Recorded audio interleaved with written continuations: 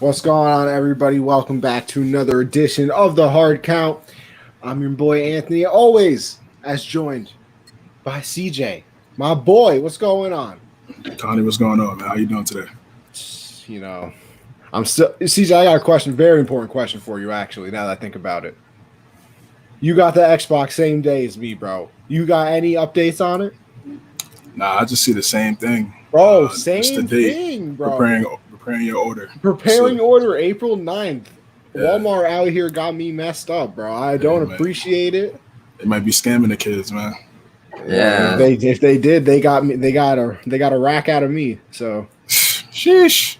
Yeah, y'all paid a pretty penny for those things. Well, I got two. Yeah, he got two, man. So he's a big ball over there. whoa. That's unnecessary. That's I'm reselling the other one, bro. I'm reselling the other one. He got 5 shows, Caleb. So that money's coming in. He got 5 shows. that bread's coming in. Buy some merch, all that. But speaking of it, Caleb, our special guest, our little, our Mel Kiper Jr., as I like to say, of the USN world. Or listen, you feel, I don't know, whoever you want to be.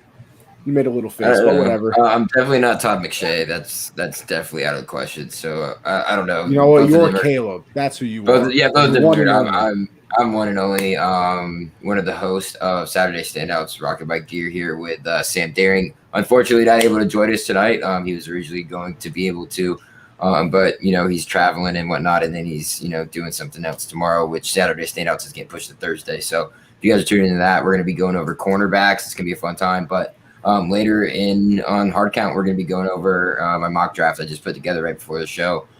Little interesting things going on. I'm sure we'll get into some of them, right before, we get into that and stuff. So I'm excited. Thank you guys for having me on, and I'm looking forward to getting going. Yes, sir. Anytime. Yes, sir. And, of course, Eli, back again, our resident Eagles fan. What's good, bro? I'm just here, just struggling. You know what? That does seem to be the struggle bus recently. But, of course, before we get into the show, got to shout out the sponsors as always. So, if you're into the betting world, mybookie.ag, use code USN100. It doubles your first deposit up to $1,000. Baseball season is right around the corner. Thank you, Jesus. So make sure you get your bets in for that. The NBA is going on right now. We obviously still have March Madness, the NHL. Listen, if you want to bet on something, MyBookie has it. Go bet on like Korean ping pong or something like that. I don't know. Do whatever the hell you want. But mybookie.ag, USN100 doubles your first deposit, as I said. Next up, we have RX Hemp, RxHemp-USN. I helped my brother move yesterday. I could probably use a little RX Hemp, Connie Moving Services are officially closed. Don't ever ask me to move, bro. I'm not helping you. I'm sorry. I don't care. Listen, even family now, I'm saying no. I was a struggle. Getting couches up and downstairs, never again. But check out RX Hemp, RxHemp-USN saves you 10% on your entire order. Next up, we have the Patreon. I love the Patreon. $1, you're just supporting the squad. $5, you get entered into a gift card giveaway. You get 10% off the store that I'm about to get into. And you get access to our Discord chat. We're talking about everything, games, music, life, sports, obviously. So make sure you check that out. And then, of course, the $10 tier. You get everything I just said, except the 10% discount you normally get goes to $20. And you get entered into our signed jersey giveaway or signed memorabilia giveaway each month. This month is David Montgomery for all you Bears fans out there. Last month we did Keenan Allen. We'll keep changing it up. Different sports, obviously, throughout the year. So make sure you go and check out the $10 tier. And then finally, the Teespring store. Teespring.com/stores/unwrapped. Make sure you go check out the merch. USN has its merch as a network. And then if there's a show on the individual lineup, like the one you're watching right now, we also have merch. Put a little money in the pockets. As you can see, Caleb is repping his Saturday Standouts merch. Hard Count, we got ours. Backstop Banter, Gen Z. I could go through all the shows, but you guys know it by now. Of course you do. But with that being said, let's get into it. Some exciting NFL things have been going on, recently. Today, it's official, boys. We are going to get into the draft, obviously, later. That's why we got Caleb. But we'll get into some NFL stuff first. It's official, boys. We're getting our 17th team. There's no more 8 and 8s. There's no more 9 and 7s. Jeff Fisher would be sad. Dallas Cowboy fans, you guys are a little sad. Can't go 8 and 8 anymore. But what's just, CJ, what you think about this 17th game? It was bound to happen. Originally, they were talking about 18 a few years ago. I know that they just want the money. It's all about the money at the end of the day, getting that revenue. I feel like it helps the players as well. I mean, again, they signed off on the collective bargaining agreement, so you can't. And I'll just go right back to the second topic and just combine them. Like, you can't get mad at the NFL for wanting to push this because, again, you signed off on it. You should if you want to blame anybody, blame DeMaurice Smith. That's your rep. That's the person that represents you.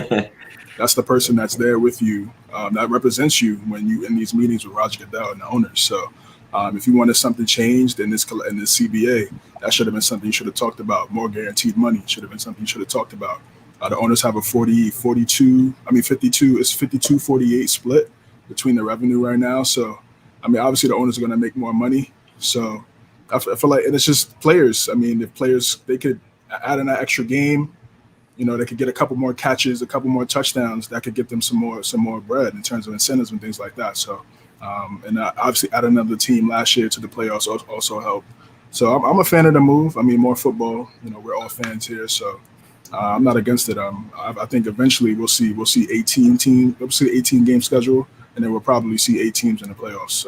Probably in the next, probably by the next CBA. Yeah, I mean, it's intriguing that it happened. I wasn't expecting it to happen, today, but out of nowhere, it just kind of dropped in the news. It was, interesting to see that going on. I agree with CJ. You can't complain as a player, and I really haven't seen any players, complaining or bitching that much. So, maybe they're okay with beef. Okay, that's whatever. That's fine. One guy. But I mean, anyways, I think this is more geared towards a move to limiting that preseason down to 3 games. I think that's something we might see come out of this. So that one game means something now instead of it just being a preseason game. Because teams can still do that, right, and probably make playoffs as long as they can go on a run. They can give away that extra game in the regular season. So we'll see what they do with that because I think that's a possibility of what can happen. I mean, I'm not a fan of this 17 game season coming from a Eagles fan, which was rattled by injury. So that injuries is a big factor. So 17 games, I feel like is very strenuous on the body, extra practices as well. So I believe there's going to be a lot of more injuries this season. Probably a record-breaking amount of injuries because the players have to get accustomed to those type of the games are like if you play contact football, it takes a toll on your body. So I think a lot of players might start to I guess there's going to be more injuries like turf toe, stuff like that, and it's going to be rough on the players. But money-wise and record-wise, I feel like it's going to be a great season for stats-wise. A lot of records might be broken, more games means more touchdowns, more passing yards. So that's a good thing for the NFL. But from a player standpoint, I wouldn't want to play 17 games because it's 16 and then, playoffs it's a lot on the body. So we'll see how it goes this season, to be honest.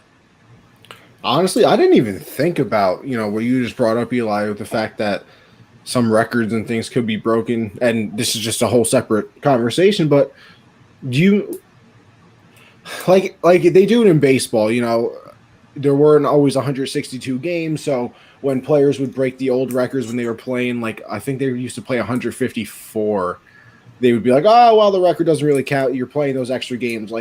You guys, say Adrian Pearson, if he had that one more game back in that one season, he was shattering the record basically, probably by over 100 yards. Well, I mean, Good. Are you going to take anything away from these records? I mean, not me, not really. Not really. I mean, for players like Frank Gore, that's just yeah, there just to break records and hold his record. That's it's great for him, but it's like I feel like a lot of people. Brady I feel like a lot of people nowadays. Yeah, keep going. You keep breaking it. Sorry. Yeah, so it's great for like older players that are still in the league that are still just keep breaking records. I mean, it sucks for people like Drew Brees. It would have been amazing a couple years ago if they put it to 18 games, but now it's just like you're gonna see players like Pat Mahomes just crush records because 17-game season he's still young. People like Deshaun Watson, if he gets to play in the league again, because we don't know what's gonna happen with that. Listen, it's going to be great for young QBs, young promising QBs. They're going to break a lot of records. Like, it's going to be crazy, the amount of records that they're going to break.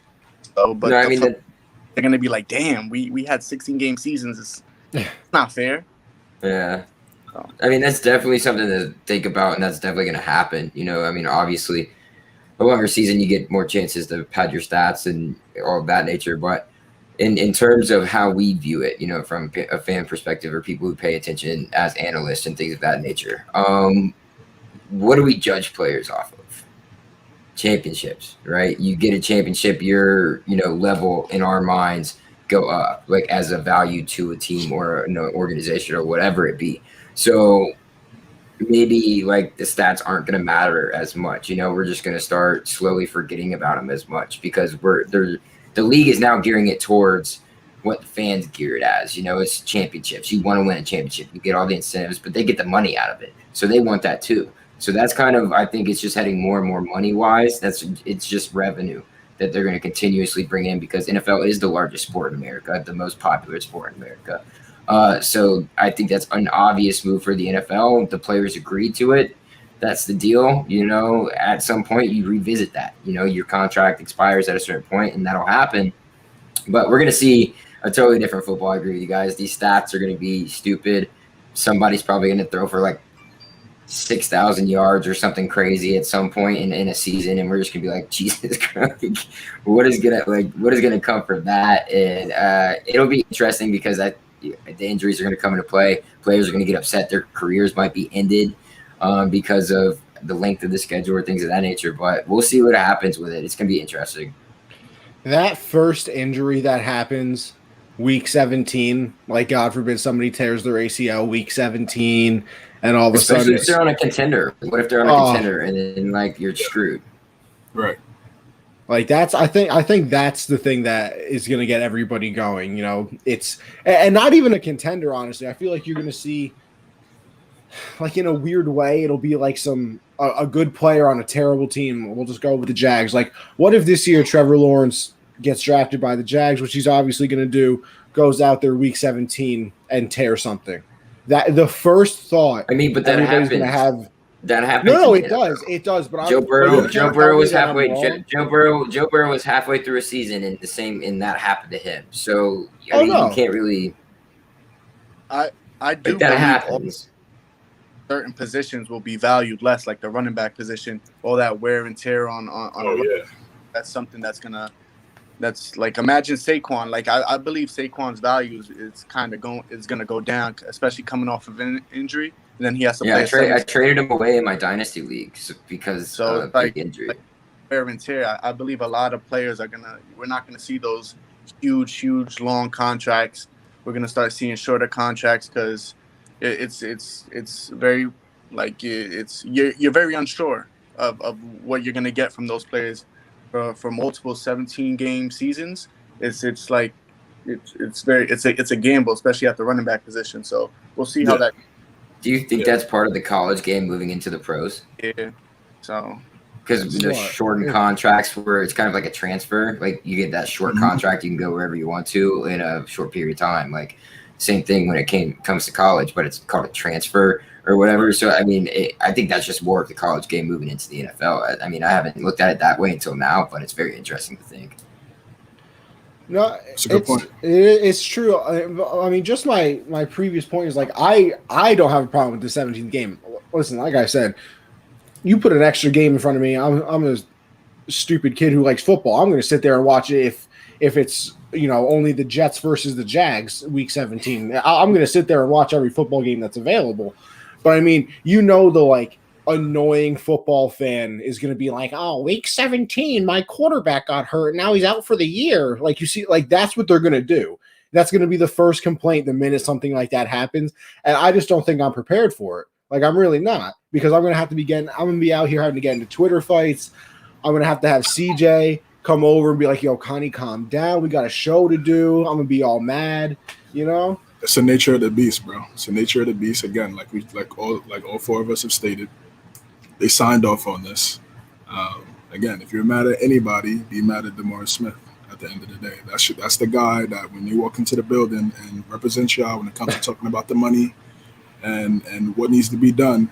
That's the guy. When all these players come out, like all these players, they always blame Goodell and this should be this way, this should be that way. I hope they're sending that same energy to the representative of their player union, because he barely gets talked about. He doesn't get talked about at all. Like a lot of people don't even know who he is. And you know the I only thing know is, him when too, it comes to when they start talking about lockouts and things like that. That's where his name comes up. But other than that, it's like I don't know. And that's the other thing too is the fact that like their collective bargaining agreement, they just re-signed it. Like this is locked in for 10 years. Yeah. Like, so you're not all of a sudden going to be like, you know what, we really didn't like it this year. It was kind of a trial run. No thanks. We'll go back to 16. Like, that's not happening. So if you really got beef, like you said, DeMar Smith, get him on the phone, you know, and cry about it to him. I mean, but the other thing too is they also the players got more of an ad revenue share in this as well. So like you're playing that one extra game. But you're also getting the cap up to like $200 million. Right. So exactly. I mean, that's the trade-off. Yeah, that's the trade-off. Yeah, it's exactly where it goes back to the money part. You know, it's all revenue. No matter what side you're talking about, the players want more money, the owners want more money. And the best way to do that and what they can agree on is whatever, and that's between them. You know, if you don't understand what the terms of the contract were and you're the only one bitching about it, that's on you. You know, you got to go and read that. Listen, it's a job for you. It's your work contract, pretty much. Like it's in your contract. So go read it. Read it. And if you didn't read it, you saw the money and you're just like, I'm signing this bitch anyways. That's on you. Exactly. I'll give you the perfect example. 100%. Probably the greatest baseball agent of all time is Scott Boras. I mean, every client that man has signs like a $300 million contract. One of his famous quotes is, when they tell you it's not about money, it's about the money. Of course. So all these sports leagues, you know, we don't want to do this. And then, you know, say, okay, well, we'll give you an extra $1 million if you want to play the game. And they say, oh, you know, it might not be so bad. You know, so it's all this and that. But I mean, the players are going to be fine. They're going to adjust to it. If I'm them, am I the happiest camper in the world? I mean, probably not. I mean, like you said, it's an extra game. It's more practices. And, you know, the famous thing about football is, you know, they always say every game is like getting into a car crash over and over again. And you got to do that for an extra week. So it might suck for them a little bit, but this is the world that they're going to live in now. If you got to change up, you know, maybe those veterans, you know, sit out more practices now. Maybe, you know, the rookies sit out a practice here or there now. Maybe you don't practice every, you know, single day. You got to preserve the body. Because, you know, the thing that interests me the most about this is it's a 17-game schedule. But, and if I'm wrong, correct me. They didn't add another bye week. I don't think so. Because that was the big thing, too. They were like, listen, if you're adding another game, we want another bye week. See, that's something they should have talked about. Exactly. I agree with you.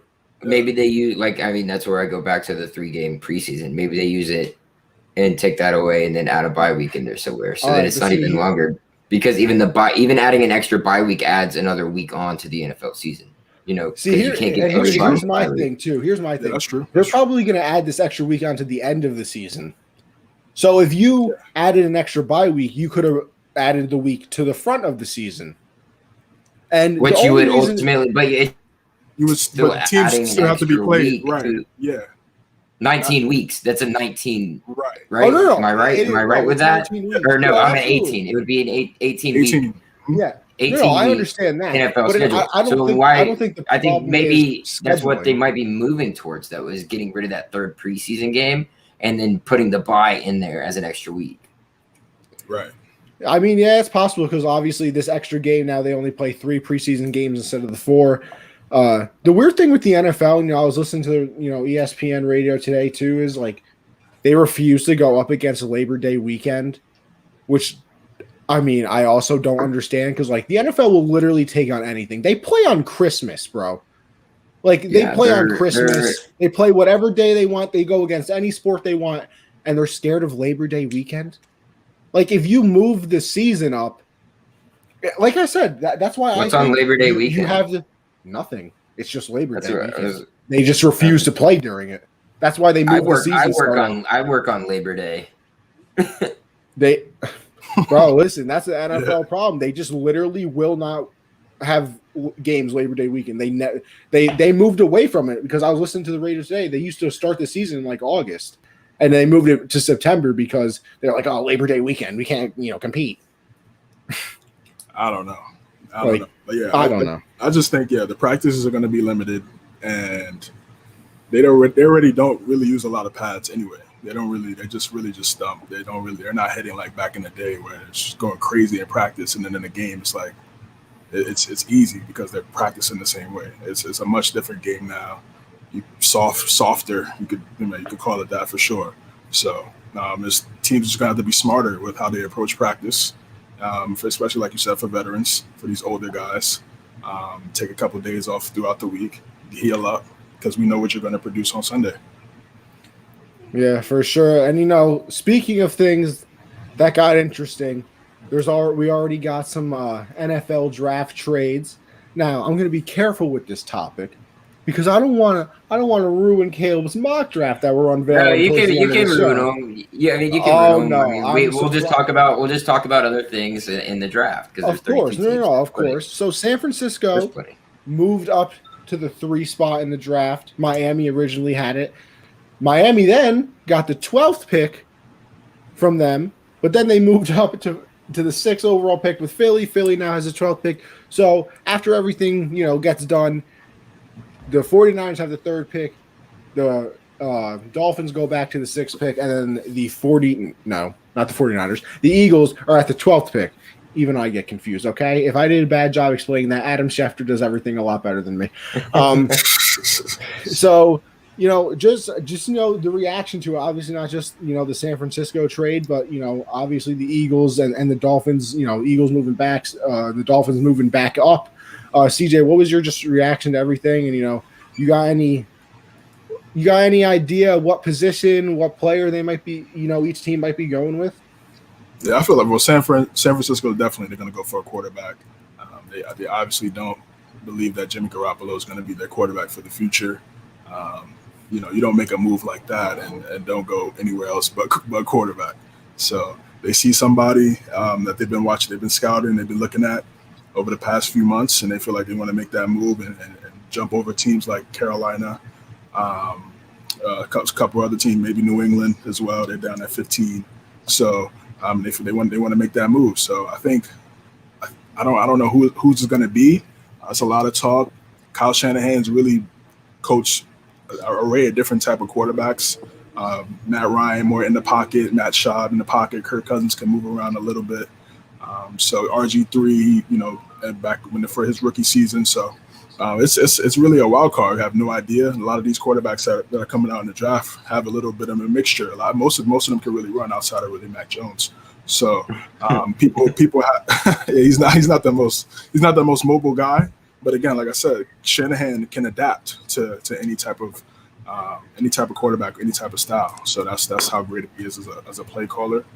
And then for Miami, gotta rack up on picks. I think it was smart by Chris Greer and Brian Flores to be able to just get more assets as possible. Continue to build around Tua. Got to get him some weapons. Everybody's like, people have been down on Tua already. He's only played 4 or 5 games. I want to see a little bit more, and with the right weapons around him. Then doesn't have a really true bell cow at running back. Is Devontae Parker number 1 receiver? We don't know. We'll find out.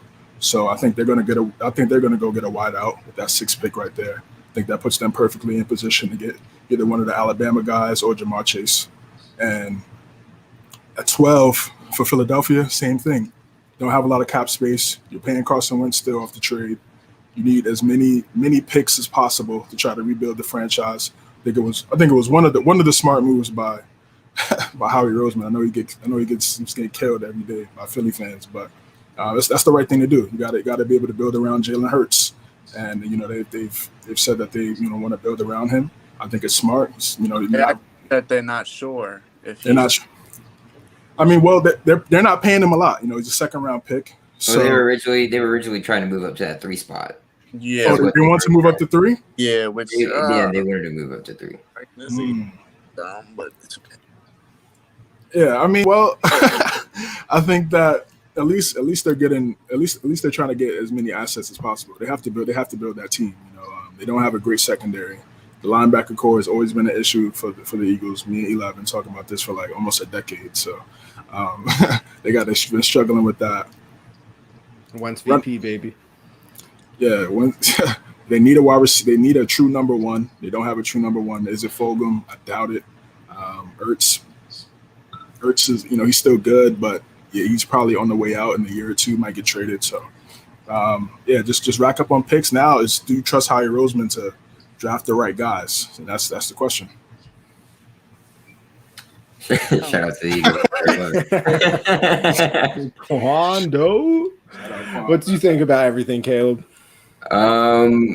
Yeah, I mean, I'll relay it from 49ers. I think they're definitely going up there to get a quarterback because they don't trust Jimmy G, like CJ was just saying. I think they go with Justin Fields. I think that's who Kyle Shanahan's kind of watching now, especially after we saw what happened on Twitter with him and when Mac Jones threw the ball and overthrew his guy. Yeah, he overthrew his guy. And then, I'm running triple options at the pro day.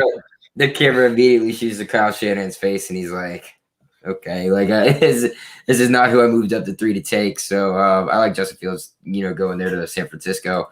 Maybe let Jimmy G do this next season. He kind of learned some things from Jimmy G because Jimmy G learned from Tom Brady. It would be good for, Justin Fields just to get some knowledge. But eventually, that's going to be your guy there in San Francisco. Now, with Miami moving back to 6, I can't think of a perfect move down for a team other than that was great because they're still probably going to get the guy they want. And I think it's going to be one of the wide receivers out of Alabama as well, CJ. We'll see that later in the mock draft. But, yeah, you're going to reunite Tua with one of his former wide receivers. You got Devontae Parker. Who else did they just – Will Fuller. They just signed Will Fuller to that 1-year deal. So it'll bring in another weapon for him. Mike Gesicki's there too at the tight end position. Their defense is legit. They can be able to pick up maybe another linebacker now that Van Noy's gone later in the draft. And they'll be able to build this team. And if they do it properly, they're going to be good. And they're building up draft picks. So I like that move for them as well. When it comes to the Eagles, I have mixed feelings about it because I know they were trying to trade up to that 3 position. And I was like, why are you trying to trade up to the 3 position? You got Jalen Hurts. Just be confident in him. And that'll give Jalen Hurts more confidence like Lincoln Riley did at Oklahoma. You just be able to have confidence in the kid, and he's going to be able to use it. So they need to continue to build around him, and I have them taking a wide receiver too at that position. We'll see if that's what Howie decides to do because that's obviously the issue amongst not only a lot of people, but especially Philadelphia fans. They really like to complain about Howie and the things that he does in his role. So we'll see what comes out of that. But, Eagles picking up some picks, not really getting a lot, but, whatever. If they feel comfortable moving back there, it's whatever for them, Yeah, I agree with CJ and Caleb with San Fran picking a quarterback. And Miami picking a wide receiver. I just want to get straight to the Eagles because I knew it was coming. I wanted that energy. I was waiting for it because you introduced me. He's like, "This is our Philly fan." I was like, "Oh shit." I feel like this trade was it kind of takes the heat off of Howie because we haven't had success with a first round draft pick in a while, and drafting from 6. And let's say if we botched this 6th pick. If we kept the 6th pick, he would have gotten a lot of backlash, a lot of heat for it. So I think drafting at 12 is kind of a safer option. And he was like, yeah, we get more picks for the future, and it's a safer option. But we have to nail this draft pick because it's ridiculous what they're doing. You draft Jalen Hurts last year, 2nd round pick, and then you're thinking of drafting a QB with the 6th. or moving up to third, it doesn't make sense. So our obvious need is linebacker and wide receiver. Hopefully we get a decent wide receiver. Hopefully we trade Ertz on draft day for like a fourth rounder, hopefully, or third. That's what I'd like to. But we have to get. It's not. That's a good spot to get him for too. I Yeah. like Ertz as a. I mean, if you can get a third for him, Third that's is nice. great. I'll settle for a fourth. Anything lower than that is just I'm gonna be highly upset. But we have to nail this pick because I'm tired. I'm tired of us passing up on pure talent guys and getting character guys like we passed up on DK, and so it's tough. I wasn't high on Justin Jefferson. I told CJ about that last year, and he came in hot, and then we get Jalen Reagor, and it's just like, bro, oh my god, can't catch with bricks, dude. He's got bricks. I'm tired. Look, we drafted a dude that played rugby like two seasons ago, and he's better than our first round left tackle that we drafted. Bro, what the fuck? Like, get it together. Like we have terrible drafts, and it's I don't know, man. I think I could be a Giants fan or something. Just take me out. Oh God, Can't be a Giants fan, bro. Gotta have some positivity there, bro. Come on. Yeah, you know what? Honestly, like the only deal that I don't like is the Eagle one. Like everything else, I kind of understand. Yeah, the Eagle pick does not make sense at all. If you wanted to surround Jalen Hurts with talent, and listen, Jamar Chase is not falling to 12 at all. Like, but you can get somebody. You can get somebody at 12. I know you can get somebody at 12. At 12, but they're not going to be such a physical receiver as Jamar Chase. No, they're not. They're not going to be one of those upper echelon guys. They might be. I mean, you'll see. You'll see who I got y'all taking a little bit. Joe Burrows is gonna. They're gonna have a reunion in Cincy, and Jamar Chase is gonna, and Joe Burrow is gonna put up crazy numbers, and Philly's gonna be like, damn, we could have. They need to protect that. They need to protect. No, they got to make sure he's actually on the field first. You could get a decent O lineman with the second, third pick. You feel me? But Jamar Chase, listen, you don't. They need a legit guy to block for Joe Burrow. He's already tore his ACL. You don't need to happen again. You gotta get a top guy in there. Tied to someone else. You said who? If Chase is on the board, you're gonna let him slide to someone else. I think Absolutely. They need to go. They need to go. Bengals are semi deep at wide receiver too. They're not like struggling for wide receivers. They got who's out? T. Higgins. T. Higgins. They got Auden Tate. That's even starting to make his name known at the end of the year last year. Like that's the only position they're actually good at besides quarterback. I don't know why they need a wide receiver. They don't need a wide receiver. Yeah. No, they don't. I'm saying wide receiver and quarterback, the only two positions that they don't need. So he's the NFL ready wide receiver. Yeah, but you got to draft for need. I can agree with that too. But you got to draft for need. Yeah, I agree with you, Anthony. Yeah. I mean, a lot of teams are going to be like, "Damn, we could have drafted him." Oh no! Yeah, they're gonna say that, but like, if your guy works out, then you don't really you have no fucking complaints. But as a Philly fan, our guy never works out. JJ. No, listen. Just always pessimistic fans, about, bro. about we got N'Keal Harry. You don't got to tell me. We got JJ Whiteside. At least N'Keal Harry catches the ball. All right. I think Waddle would probably be there at 12. Yeah, that's who I have the Eagles taking is Waddle. Yeah. So he's my second overall. I have Devontae Smith 3 as my number 3rd wide receiver. I got Jamar Chase 1, obviously Waddle 2, and I have Waddle being the 3rd wide receiver taken off there at 12. So I wouldn't complain at all if I were you, as long as that pick does happen. See, here's my only problem with the Eagle pick. Is or not the Eagle trade. Like, how do they only get a first rounder? Like, they traded back to 12, but they only got 1 first extra. Like, Howie. It's probably just to stay. It's like Eli was saying, dude. It's just to save his ass to make sure he doesn't fucking blow it. All right, but in a way, that's blowing it in my eyes. Like, I'd rather have the 6th pick and be wrong at that 6th pick I mean, than trading it's it to the worst 12, part. getting it wrong also, They're gonna and have barely getting anything back. But they're gonna have 2 first-round picks next year. Yes. And if the Colts win 10 games, I think Carson has to play like 80%. or something like that, and they get the Colts pick. So they could potentially have 3 first-round picks. No. Like, getting the first rounder is good, but like, you look at what the Dolphins got for the 3rd pick, and they got It's also the 3rd pick. They got like a 4th, 2 Right. first. 3 and 6 is a big difference. That's a Bro, huge you're telling me difference. you know couldn't have that. gotten like You a know first that. and a 3rd? A first and a 3rd for the 6th pick. You're telling me you can't get that? Maybe. Yeah, you probably could have. What they got? They got a first and a 4th, right? Yeah, but they swapped 4ths. They didn't even actually get one. Well, you're banking on Carson Wentz sucking. So, like, that's, I mean, if, Yeah. Well, not really. You're That's what- banking on Carson Wentz actually playing because you need him to get the first from the Colts. playing, but sucking. You want him to play and suck. Right. Listen, And I'm that's going what Wentz they're- that's what VP they're banking back-to-back years, baby. I'm kidding. That's what they're banking on. I'm kidding.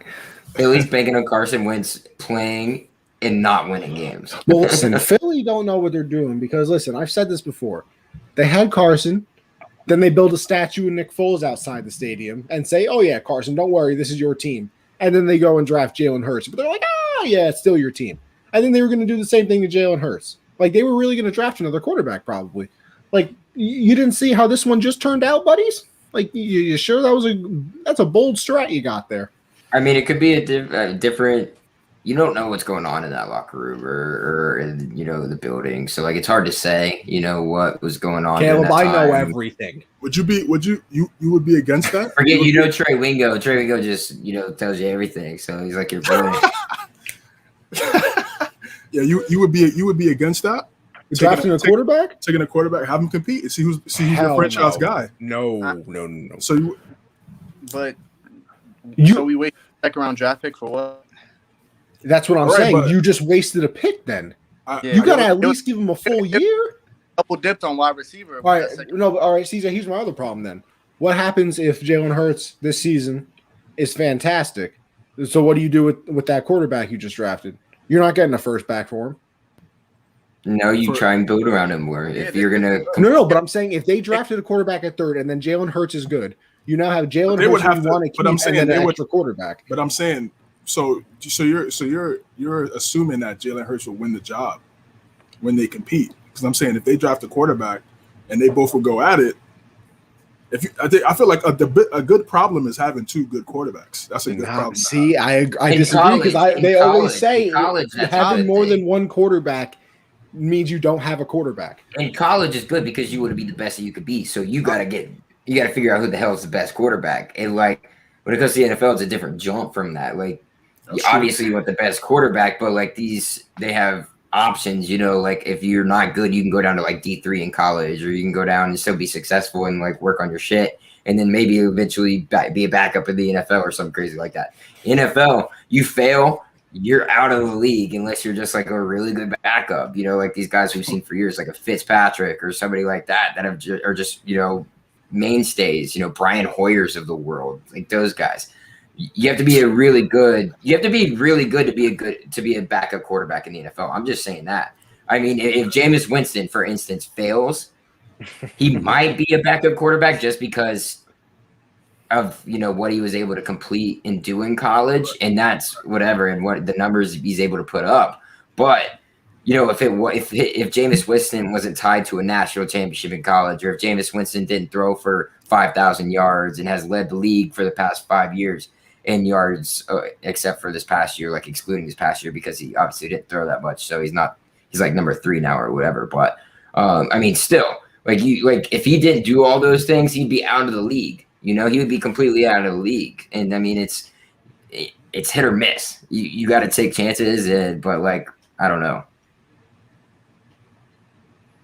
It's listen. I mean, I'm just saying for comes to Philly. I'm quarterback, just you saying don't know that. Nobody for knows what Philly. you're I feel talking like about. all options are on the table. You got to look at everything. I don't know, bro. I feel like quarterback's the one option you don't got. Because, so you think the Dolphins should draft a quarterback? No, I'm just saying for the fact that if they wanted to do that, I wouldn't. You could just see like they could compete and see who's your franchise guy. See, I mean, here's my other problem too, Like- and like, And then you could build around him. yeah, Just I mean, it would end up being the same thing. Like, my Well, that's listen, the my same other thing. problem is that, and I mean, I'm gonna sound old school, but like, I didn't grow up in the old school, so I don't know why I would, but like, we live like in society right now. If a quarterback is not good by their second year, they trade them or they cut them, bro. Like Drew Brees just retired. He was terrible. He was not good.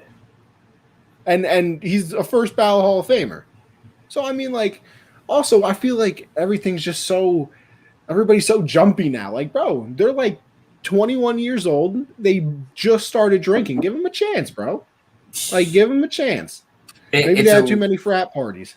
That's it. I mean, just it's if you're not eating, you're gonna die. Like it's one of those things in the NFL. Like that's just how it is. Like sorry, but this is a business, and you've worked your whole life to get up to this point, and you can't perform. We're sorry, but we gotta let you go. End up coaching. End up doing something like that. I mean, it happens. It is what it is. But I mean, you just gotta accept the fact that is it. Like it's a business. It's gonna be what it is. I don't think the Eagles nor the Dolphins at all need to bring in another quarterback to compete against those two teams. But I'm just backing up, the conversation or trying to disagree, I guess, ultimately of what CJ was saying. Well, listen, something that none of us are going to disagree on is the fact that Justin Fields is going to go in the first round. And he had his pro day today. Very impressive. Ran a 4.4. I think it was the fastest 40 since like RG3 because he ran a 4. And he even like slipped in the beginning. I don't know if y'all saw the video. He stumbled right off the bat and he still ran a 4.40. Could you imagine if he didn't stumble, what he would have put up? That would have been interesting to see. Yeah. I think he's beaten RG3's record for a 4.42. I think RG3 ran. So it would have been interesting, but just want to get the reactions from his pro day. CJ, what you think of it? I thought he looked well. I thought he played well. I mean, pro days are just like we talked about last week. It's like that last backyard interview. Football. Yeah, it's that last interview. It's that here's what I've been working on after the season, footwork, things of that nature. Being able to talk to some coaches and GMs personally right there, watching you live. I thought he played well. Obviously, there's a stigma about Ohio State quarterbacks, so that's gonna bear over him. That's gonna be that cloud over, obviously, especially what happened with Haskins these last few seasons, how he was underwhelming in his career. So Cardell Jones, things of that nature, JT Barrett, things like that. So yeah, the list goes on. So hopefully he could, like Alabama, Troy Smith, yeah. So it's just. Hopefully, yeah. So hopefully he could kind of end that narrative a little bit. San Fran could be a great spot for him.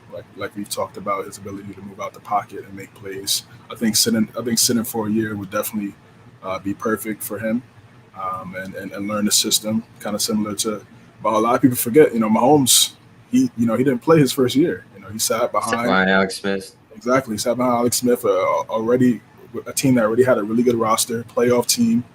He got to see how everything worked, and then when his number was called, he answered the call. So, I think sometimes that situation, a lot of teams, they want to push that guy that they draft into the fire and see if they're ready. And some other teams, I feel like San Fran is one of those teams where they can definitely wait a little bit, and because they do still have a serviceable, quarterback when healthy in Garoppolo, to make some plays for that team. They were just in the Super Bowl 2 years ago, so. I think Fields, he's gonna be definitely a top 5 pick, most likely. Kind of, I think a lot of people, he has some fatigue a little bit. He had that game against Clemson. People are like, oh wow, he looks amazing, and then he was probably still hurt after the shots he took. Yeah, 100% was still hurt. Yeah, exactly. In that national championship game, and then once the season was over, all the talk about Zach Wilson, he kind of just usurped him because for the last year and a half, 2 years, it was Lawrence and Fields. Those were the two guys. They've been competing ever since they were in high school. I remember watching that Elite 11 competition back in the day when they were in high school before they went to college. So, that was the talk. So I'm pretty sure he's hearing the doubters. He had like 2 bad games last season, and everybody's just saying, it's not going to work. So, I'm rooting for him. Hope he does well, and hopefully he goes to a really good team. Yeah, I hope Jesse is not watching this because I become more of a Fields fan over time. You know, it's when he did what he did to Clemson and put the ball on it, put it right in his spot where his wide receiver shit being wide ass open like they usually were in college. Because in college, Ohio State's wide receivers are some of the best wide receivers year in, year out. That's why their quarterbacks look so good in college, is because their wide receivers are so good. And on the opposite side of the ball, how to get them open. And they were great at it. And they are still great at it. And that's just one of the things that comes with Ohio State. So that's why there's always that skepticism about, Ohio State quarterbacks in the NFL, because they're having to throw in the tighter windows. All these professionals, they're going to be able to cover your number ones, your number twos, your number three wide receivers all day long. And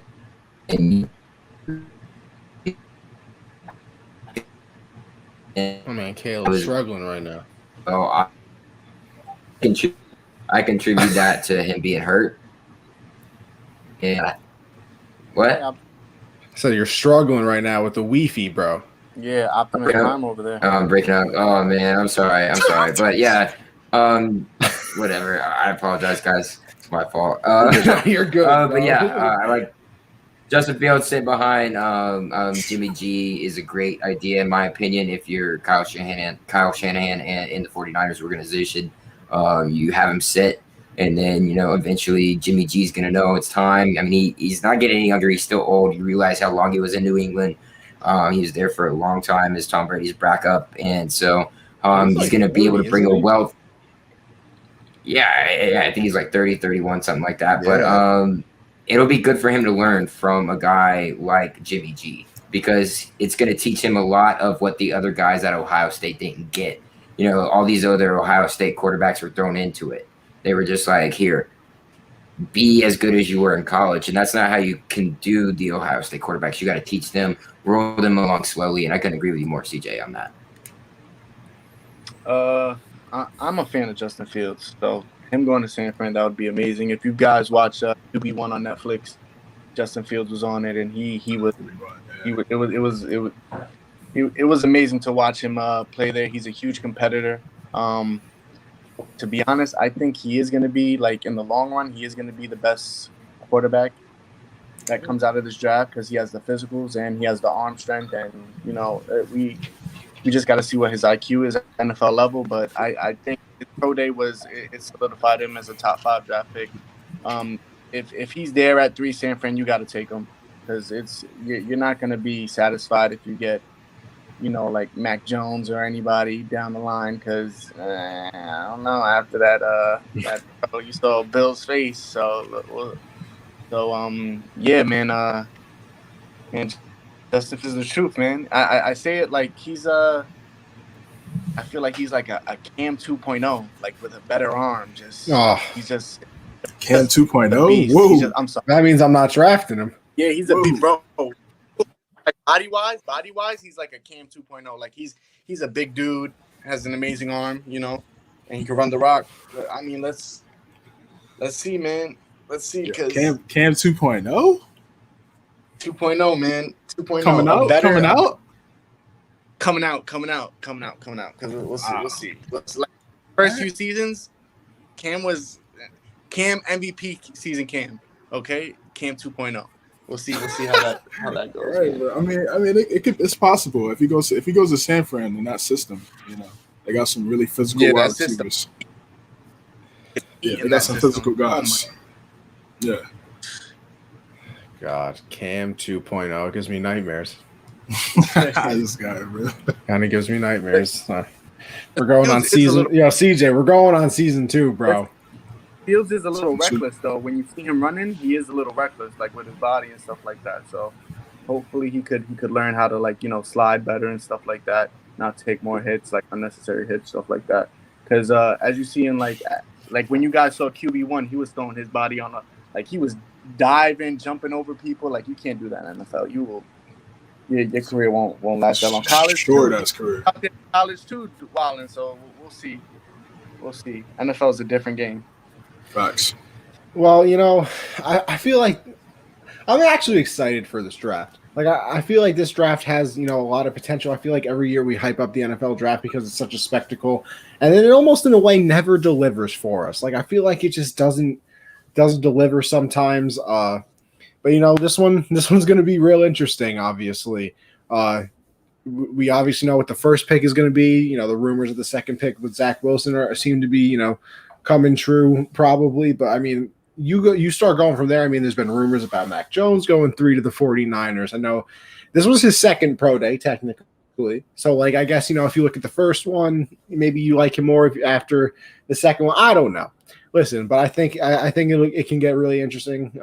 We've already had some trades. Hopefully that there's more on draft night. That always makes things interesting. So this NFL draft has a lot of potential, not only at, just because the players are good in it, just because I think there can be a lot of mayhem. I feel like besides the first and second pick, things are kind of up in the air. Like I haven't really heard Justin Fields at number 3 until today. Like I've heard it a little bit, but I've been hearing a lot of Mac Jones recently, and then before that, I was hearing Mac Jones not until like the 20 spot. I think the reason you're hearing Justin Fields hop into that number 3 spot right now instead of Mac Jones is because of their pro days today.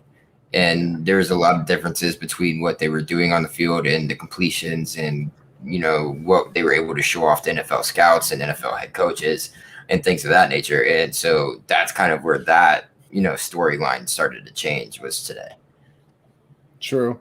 And, I've never been a fan of pro days, but hey, if it's going to help you jump up from one spot to another, I know that these NFL players definitely don't mind them. But with that being said, let's get into the moment of truth, the moment that everybody's been waiting for, the moment, the reason Caleb is here, besides to get some lady viewership,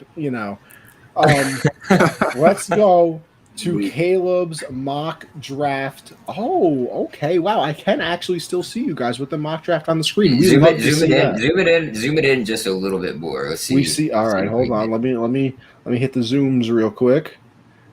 Let me hit the zoom real quick. How are you? There we go. Come on. There we go. All right. We love it. All right. So you know what? I'll let you take us through it, Caleb. Obviously we got. Let's start 1 through 5. Let's just go 1 through 5, and then we'll move on from there. But let's get through the 1 through 5 first. Yeah, exactly. And we'll go off of that. Yeah, you take it away. Hopefully. Oh God, did we lose Caleb? No, Caleb's here. Whatever. Is Anthony just lost? No, I thought. Well, you broke up a little bit, so like I thought I told you to read it, but I guess I'm just gonna read it instead. Okay, sorry. Yeah. No. Yeah, you read it and let and then Caleb will just like break it down after. All right, number 1 overall. Damn, I should have broke out the sounder, bro. The little NFL draft sound. Number 1, no surprise, Trevor Lawrence, quarterback out of Clemson.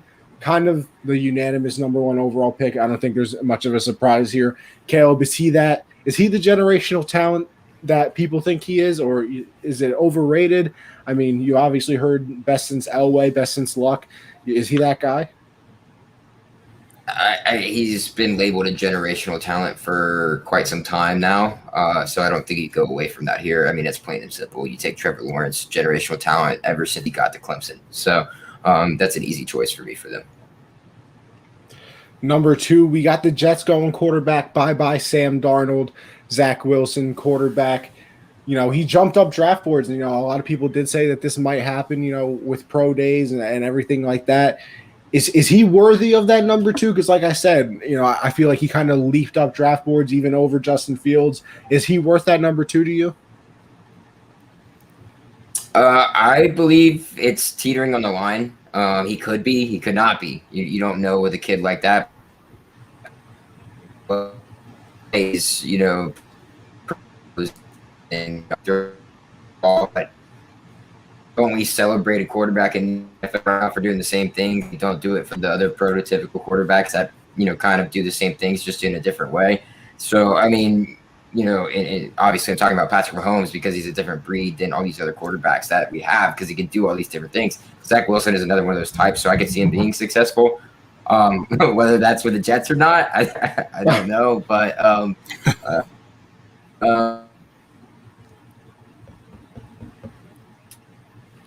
CJ, I assume that we don't got no beef with 1 and 2 right now. No, not at all. Not at all. Eli shaking his head no as well. All right, I got no beef so far. Now, number 3, we obviously just talked about him. We got Justin Fields. Oh, but real quick, I wanted to ask Caleb, what do you think the Jets are going to do with Darnold? If you could. That's a good question. They might just let him battle it out at first and see, and then midway through the season try and trade one. Maybe even play both of them in a game. If one's not doing well, put the other one in, see if it changes things. Like you were talking about earlier, CJ. That quarterback battle going beyond the preseason, going into the actual regular season. We've seen that happen before in the NFL. So I could see it being that type of thing, and to prove enough, they might trade him just to see if Zach Wilson is able to lead that team to another level. But I see it being that sort of situation. Let them battle it out, see who works better in that offense. Now you got a new head coach. You're starting to move in a different direction here. See who works better there, and you can kind of create that quarterback battle. I think that's the most obvious quarterback battle possibly in this draft right now. I like it. Number 3, Justin Fields goes to the 49ers, obviously. Caleb is going with Fields over Mac Jones. The Mac Jones conversation has been a little hot right now. Is it because Justin Fields is just simply better? You think it's just because it's a fit type of thing? My move today was strictly just based off of what I saw at Pro Day. I mean, Mac Jones was consistently overthrowing his wide receivers. I don't like that. NFL scouts, obviously Kyle Shanahan didn't like it when he was watching it. So Bill Belichick even made a face and looked over at whoever he was talking to. I forget who it was, but they were just like not very impressed with what Mac Jones is going to be able to do. But there are teams out there that are going to take Mac Jones later this draft, and he'll end up in a good spot. But Justin Fields right there, you got to take him over Mac Jones. Number 4 is where it gets a little interesting for me as well. You have the Falcons taking Kyle Pitts, the tight end from Florida. I've been hearing some things about him. I mean, besides quarterback, I think a lot of people are having him, the best player in this draft. I've heard some people argue that behind Lawrence, he could be the second best player in the draft, even over some of these quarterbacks.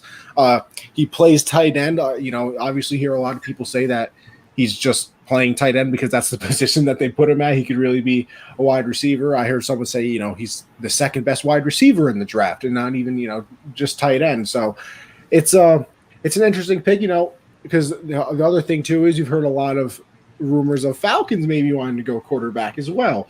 So obviously you don't have them taking a quarterback here. Why Kyle Pitts? Obviously Falcons love their offense. They invest so much into their offense and not enough in their defense, and that's been their downfall. And there's not a defensive guy here that I think you can take this early for them, and I don't think there's a quarterback you take it for. I know they want to try and move up, but I don't think that's possible for them just based off of what they have. They can't give up a whole lot because their team is not deep like a whole lot of other teams. And you look at, they've got stars, they got Julio Jones, they got Calvin Ridley, they've got Matt Ryan, they've got, what's his name, that running back, Todd Gurley. They've got names, you make that offense even more lethal just to be able to put up points. They've hung in there with the Bucs they were beating the Bucs for a while. So, all right, Corey, whatever you say.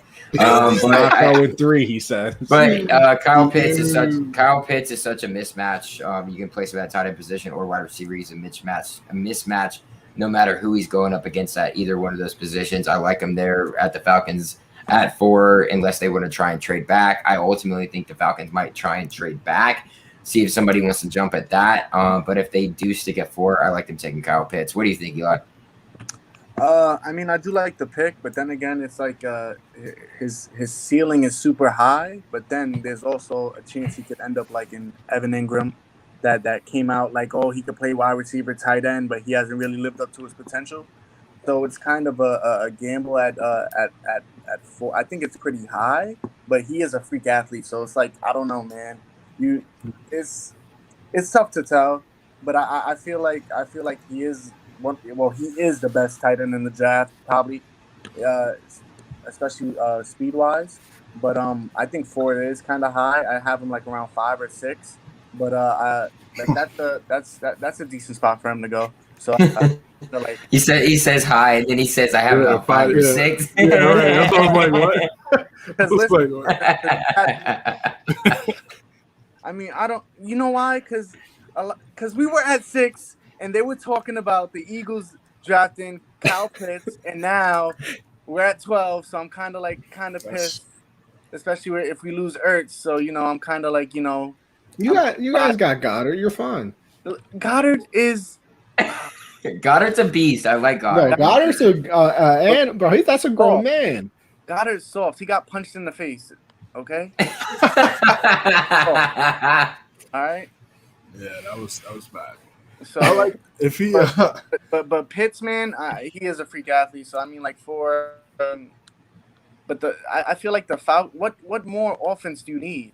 That offense would be so dynamic. But that's the problem. They're going to do the same things they consistently have done. I just feel like that's what they're just going to keep. But have guys what 328? Hello, the offense doesn't win championships. 328. Oh man, Atlanta doesn't know that. They they know how to put up numbers and then blow a lead late in the second half. Like that's all they know how to do. We appreciate that greatly over here in Patriots land. By the way, big fan. Anything after 3 is gonna be like it's gonna pave the way of like how weird this draft is gonna be. So it all depends on that 4th pick on what Atlanta takes or what they do. Well, I think some Falcons fans probably have some like Matt Ryan fatigue. Hello. Even though he puts up. They can't take a quarterback there. None of the quarterbacks that are left are worth taking up for, in my opinion. See, and here's the other thing of why I think they squashed the quarterback thing. I was actually just watching ESPN before we got on. They like redid his contract or something, so he's getting paid more this year. But with them doing that, if they cut him next year, he would have a lot of dead cap space. So you can't really. I mean, unless you want to go, the Jordan Love route and have 36. He's 36, right? Yeah, he's up there. I don't think he's Tom Brady either. He ain't drinking no avocado and blueberry smoothies. So you don't know. You don't know that shit. Oh man. Oh, I know. Avocado ice cream. Matt Ryan's going to continue to put up some really good numbers. If Pitts is that guy that everybody projects him to be, I've seen some highlights. To like put up, like bro. Yeah, I mean you're right. Yeah, he already puts up some nice numbers. They could depth draft Fields. I mean it's he needs some time. It's possible. It's possible. He is a Georgia guy. It's possible.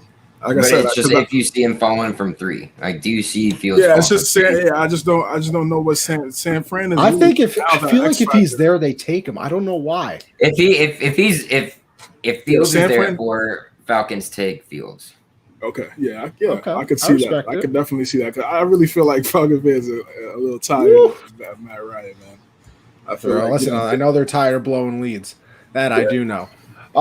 Number 5 overall pick. I think this is the second easiest draft pick in the entire draft. Besides the number 1 overall. Yeah, besides the number 1, just Penei Sewell, the tackle from Oregon, goes to the Bengals. I mean, bro, we talked about it earlier. If you don't protect Joe Burrow, you literally can't do anything. We saw that in the Super Bowl. Mahomes is the best quarterback in the league, and he could not do a single thing. So, Penei Sewell, Oregon, Caleb. It's obvious. Enough said. I don't need to say much more. He's the best tackle in this draft. He's one of those picks that you take because he's once in a generation type of offensive tackle that we probably haven't seen in years. Maybe Tristan Wirfs, but I mean even Tristan Wirfs wasn't drafted at this position or at this point in the draft. That was a steal, bro. A steal for the Bucs in that draft. But Penei Sewell, he's one of those talents that you cannot pass up at the tackle position, and you need to protect Joe Burrow. Because he's got weapons, let him utilize them and get him protection and be able to. And if he comes back healthy and the same Joe Burrow that we know him to be, and you give him an offensive tackle, that's the perfect pick. Yeah, Corey, just always devil's advocate. Word on the street, Sewell's overrated. There's been talk about trying to think of his name. Give me 1 second. Rashawn Slater as being the number 1 tackle, a guy out of Northwestern. But I still think Penei Sewell's the best right there. Well, I don't have too much beef with the top five. In fact, I kind of enjoy it. I like the 49ers getting Fields because, listen, I really wanted the 49ers to get Deshaun Watson before we figured out everything was wrong with him because I would pay the amount of money I would pay to have Kyle Shanahan with like an elite level quarterback is unbelievable because he's a great offensive mind. So Justin Fields, a little triple option, a little double option type of play with Justin Fields. I mean, I don't mind him going to the 49ers. Kyle Pitts, I think it just makes the Falcons offense a lot more fun. I mean, you're going to have to cover Julio, Kyle Pitts, and Calvin Ridley. Have fun. If they can figure out how to stop a nosebleed, they should win some games. And then obviously the Bengals have to protect Burrow, so I do enjoy that one. We'll move on. Number 6, Miami obviously has this pick now from the Eagles, and this is interesting to me. I agree with the wide receiver pick, but you go with Devonta Smith from Alabama, obviously the Heisman winner. Now it's interesting to me only because, listen, this is exactly why I brought Caleb on the show. I know nothing about college football, but I do know that Devonta Smith is fantastic and won the Heisman. But recently, and I talked about this yesterday with Josh on Gen Z, he's been getting a lot of hate now. Now it's like, oh, he's too small, this, that, and the third. Like, bro, if you can produce, you can produce. So, I mean, why Devonta Smith, not Jamar Chase or Jalen Waddle? I think the size has always been a question with him. He's been doubted his whole life. He's talked about it on numerous episodes of College Game Day about how he's always been, doubted upon because of his size and things of that nature. And he is, and he's still going to be. I mean, you're going into the best league that there is, but you see him on the field. And the thing that I think people fall in love with the most is that he wasn't the top wide receiver at Alabama. We forget before Jalen Waddle got injured, Jalen Waddle was putting up the numbers that Devonta Smith was putting up. Yes. Jalen Waddle was the guy. Jalen Waddle was the one doing all this. Yep. And Devonta Smith was getting whatever he could out of that. And now he moves over to the 1 position. As a 2, moving over to a 1, there's a lot of pressure on you to be able to, replicate that production that comes from a number 1 wide receiver. And not only did he do that, he did it better. He did it better than what Jalen Waddle was doing. And Jalen Waddle, we can all agree, was a beast at what he was doing. Totally. He was tearing people apart. and then you move from a number 2 wide receiver over to number 1 wide receiver, and you not only replicate that, but you put even more up. Like, it's just crazy what he's able to do. It also had a lot to do with Steve Sarkisian's ability to get him in space and maneuver him to where he wanted him to be, because Steve Sarkisian, albeit all his off-field issues that he's got, back at his time at USC and drinking and things of that nature, he's a great offensive-minded coach. Yeah. He is a genius when it comes to that. And so if he goes to a team like Miami with Flores, who is very more defense, obviously, than his offense, but he's got great coordinators on both sides of the ball to help him. And his offensive coordinator is able to put Devonta Smith in a situation, and they see that as a positive, that we can utilize this guy, because not only do we have Devontae Parker, but we also just who did they just get? Will Fuller, yeah. Mm-hmm. Will Fuller. Yep. So I keep forgetting Will Fuller. They got Will Fuller, so you can have a speedster down the field. You got a guy in Devontae Smith or Devontae Parker who's just going to go up and get it. He always has great hands. He can go and grab any ball that he wants to as long as he's healthy. And you bring in just a lethal weapon like a Devontae Smith who has chemistry with your quarterback right now. You can't really beat that. Yes, they need help elsewhere, but again, I don't see them taking help in the linebacker room this high, especially when they've got another pick later down in the draft. See, I like this pick because I think it does 2 things for you. It gets you help for Tua, and the second thing is it helps you find out if Tua is your guy. Because, I mean, if you're not going to succeed with Mike Gesicki, Devontae Parker, Will Fuller, now you're bringing in Devonta Smith, like, you got other problems. Now you have to go out and find a quarterback next year. So I don't mind this pick. Like I said, he was the Heisman winner, so I can't argue with him being, the first wide receiver taken. Obviously, there's other people who like others more. We saw Corey in here saying Jamar Chase, but Jamar Chase is my number 1. So, I mean, I even had to do that. I just think that connection to us can be able to have that conversation with the, GM, with the owner, with the head coach, saying, let's take my guy. Why not take my guy? Even though he can see Jamar Chase being just as good as Devontae Smith, he's gonna be like, I know my guy. I know the routes he runs. I know the speed at which he runs. We are very comfortable with each other already. You saw what we were able to do at Alabama, and this is why we were going to take him. CJ, Eli, any thoughts on it? No, I mean, I agree. Definitely. Obviously, the size has been something that, a lot of the media has been talking about for the last few months or so, ever since the college season ended. But it didn't really seem to affect him on the field this year.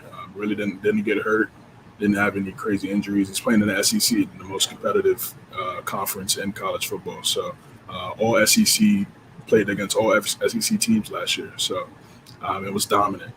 So, if that translates into the NFL, it's going to be great. It's going to have some. If he does go to the Dolphins, going to have some great practice battles with Xavier Howard and Byron Jones. So they're going to test him for sure. And if he's that guy, that's going to be a perfect combo between Tua and Devontae. Absolutely. Eli? I do like that pick. I don't like the slander on Devontae Smith. I do believe that, but a lot of people don't understand that the workouts are more they're more rigorous in the NFL. So he'll have better trainers. Remember, he's not going to class or school, so he'll have more time to lift weights. So I believe he's going to put on some good weight, and he's gonna dominate. He's an excellent route runner, and he knows how to get open. He doesn't have excellent speed, but I do believe he's going to be a super steal from a lot of people that doubted him. Because a lot of analysts are saying he could get blown away by the wind. He only weighs like $175 or something, or bro, watch. He can walk up. Look what happened with Brown on the Ravens. How he gained all that muscle. So we'll see how this upcoming season is going to be. It's real interesting. I think, and Chad Ochocinco, my guy. Right. He he's a great talent. I'm sorry right now. But yeah, he's wow. I'm sorry. I'm really But yeah, he said he's That's something in the 2K game, probably. He said he never in the league game. You know what? I don't blame you, bro. I don't blame you. Gaming never sleeps. Can you go back to that? Can you go back to that? Real Yes, fast? sir. Of course. Comes. Never seen it before. The only comps are Ted But Ginn over and Marquise Brown. But I mean, Smith is a better wide receiver prospect than both of them easily. Both of them combined. Yeah. So I would say you win the Heisman for the first time in I do believe forever. Chase is more Almost 30 already, years. but Smith has a ceiling to grow. As Chase, what you see is like probably what you're gonna get is the most NFL ready wide receiver. But Smith does have a higher ceiling due to what he can bring to the table. Yep. Ginn was a top 10 pick. Hey, listen, not all top 10 picks pan out, but we're going to find out. Number 7, the Lions are picking Jamar Chase, a wide receiver from LSU. I love this pick as well. You got to give Jared Goff some help. He's obviously downgrading in every aspect of the world. He's going from Sean McVay to, I literally don't even remember the Lions coach name now. I just remember him saying that he would break his knee or something to make a play, or I don't know. He's a weird guy. Obviously going from Cooper Kupp and Robert Woods and Higbee. What was that? Cooper Kupp is goated. Don't ever. I don't want to. No, I'm saying. No, he's saying he's going from him to the Lions, who have nobody Jared right Goff's now. going from Cooper Kupp and Robert Woods and all of them to the Lions, who have Quintez. Do they have Quintez Cephas? Is that who they have? I honestly, I've never even heard that name in my life. I don't know, man. But they need wide receiver help. It's obvious. I mean, Marvin Jones Jr. is gone down there. The Jacksonville Jaguars going to help out Trevor Lawrence there. Excuse me. And then Kenny Galladay goes over to the Giants to help out. Jesus, whatever. Yeah. Most white name I've ever heard in my life. Daniel, they're gonna goes and helps Daniel Jones out or whatever there in New York. So they need a wide receiver, and the obvious choice here, my number one wide receiver on my list is Jamar Chase, wide receiver LSU. They're always reliable. We'll look at Justin Jefferson. Look at every wide receiver or DB that's ever come out of LSU. They're very successful. They do well. The kids that come out of Louisiana that played the wide receiver position are just built different. I don't know what they do down there, but they're really good. It's crazy. I think it's going to help Jared Goff as much as it can help, but he's going to need a hell of a lot more help than just Jamar Chase. So we'll see. Hopefully he doesn't get stuck there. It's a tough life for Jared Goff. My man went from California to Detroit, bro. Imagine that. Well, should have played better. I mean, it's as simple as that. No, you're not wrong. I'm just saying. You went from That's Sunshine funny. It's funny State. because you're not wrong. Went from the Sunshine State to the Motor City. So it's a tough life out here. At least he's still got a job, He's making a lot more money than I'm going to make in life. So you know what? A lot of players can't say that. Yeah. Put him up with Jamar Chase. I think Corey just said Tyrell Williams, Rashad Perryman. I mean, it's all right. I mean, it's not a bad perfect way to finish last in your division. Well, yeah, I mean That's that's a given. Yeah, that's tough. That's tough. Yeah, good luck. Number 8, we got Trey Lance going to the Panthers. I think that this is also a kind of not an easy pick, but a pick I see coming just because I think the Panthers are going to end up taking a quarterback. And I guess if whoever's there, they're going to take. Do you like Mac Jones or Trey Lance more? Caleb has it. Trey Lance. Why Trey Lance? I just think he fits better into what the Panthers are trying to do with Matt Rule there now. He's more agile. He's more raw. He can kind of Matt Rule is a college quarterback. He's been in the NFL, yeah, but he knows the college game very well, and he can be able to help this guy transition into a NFL quarterback. And if Teddy's still there, that's even better. You give him a year behind Teddy Bridgewater, let him learn a little bit from Teddy, because Teddy, a lot of people didn't think Teddy Bridgewater coming out of college was going to be a good NFL quarterback. Nobody thought it. Nobody saw it coming, much like they did Lamar Jackson. Nobody thought Lamar Jackson was going to be a good thrower, but it turned out to be opposite wise. So I still don't. I mean, Teddy Bridgewater, same. I mean, you can always point back that he's better on the run outside the pocket than he is sitting inside the pocket and throwing the ball. That's fine. But if you are able to, put him behind put Trey Lance behind Teddy Bridgewater for a year, let him learn, because he's very young. All right, Trey Lance is a young, raw talent, and that's something you got to be able to, kind of just force into not a starting role, but a role to where he can learn and be able to excel from that learning and that knowledge that he's going to be able to gain. And, he has the potential to be a great NFL quarterback. He's had a short season. He didn't play this past season as well.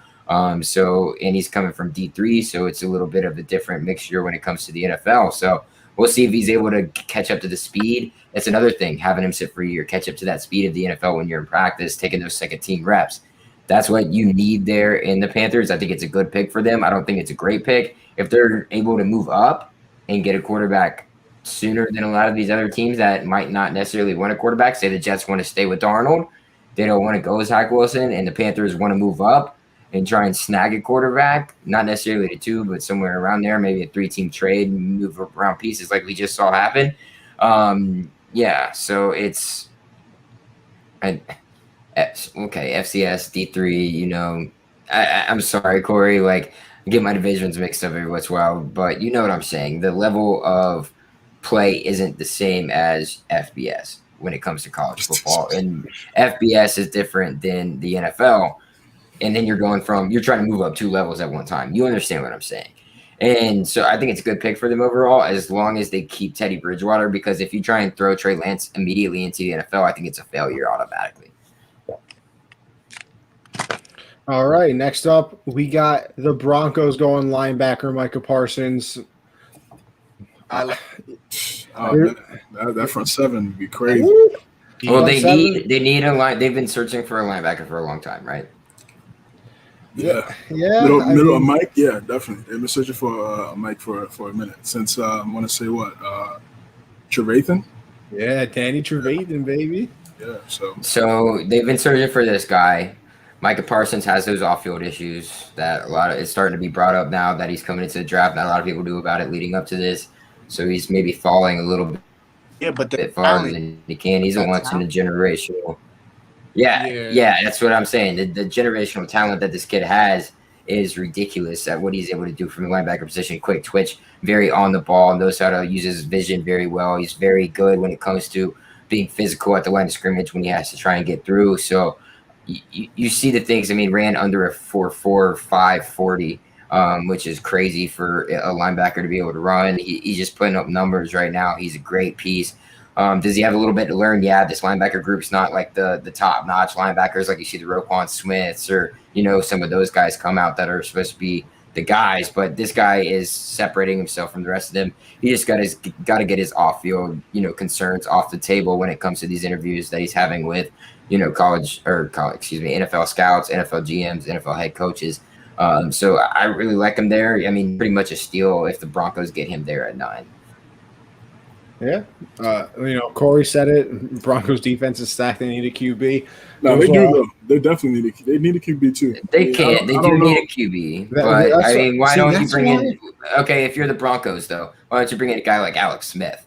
Still able to play, proved it, and as long as you bolster, your offensive line is decent, but to bolster that offensive line, get some guys a little bit later in the draft, not like super late, but later in the draft that are still serviceable offensive tackles, because the offensive tackle and offensive guard pool in this draft is pretty deep. Okay, it's deep. They're not great. They're not great guys, but they're all deep. They all provide solidification along your offensive line. Help Alex Smith out, protect him a little bit more. Bring in a guy like that to be able to go or help Drew Lock. That would be awesome, because I don't think Drew Lock's done. I just think he was thrust in too early. Yeah, and it's something you see with Jameis Winston types or Marcus Mariota types who are immediately just thrust in to that role and having to do something that they're not used to because they're not ready for that yet. And so it's just something that I think would be good for that situation in terms of the Broncos taking Micah Parsons instead of a quarterback. Yeah, I think either or. I think I definitely, if they're able to get him, Vic Fangio, obviously defensive-minded head coach, plays through 4. So I think Drew Lock is done. Yeah, I saw Corey said Darnold or maybe Jimmy G. I think trying to trade for those guys, very very possible. That's been there. Probably haven't really found that guy since Payton left. So especially in the division now where they have 2 up and comers with Mahomes and Herbert. It would definitely help to try to get that guy to be competitive, and their car's pretty good too. So Trey Lance, I like that move. If Carolina can hit 2 home runs, go from Cam, and then have a couple 2-year hiatus, and then get Trey Lance, and he's able to be special. That's going to be perfect for them, especially in that division as Brady gets older. We just talked about Matt Ryan almost being 40, and we don't know what's going on with the Saints in their quarterback position. So if they hit a home run there, that'd be perfect. I like his game. I do agree with Caleb. He's very raw. He only had one real season, and that was in 2019. Had 42 touchdowns, total touchdowns, 0 picks. So that's an insane stat line. I don't care where you play, bro.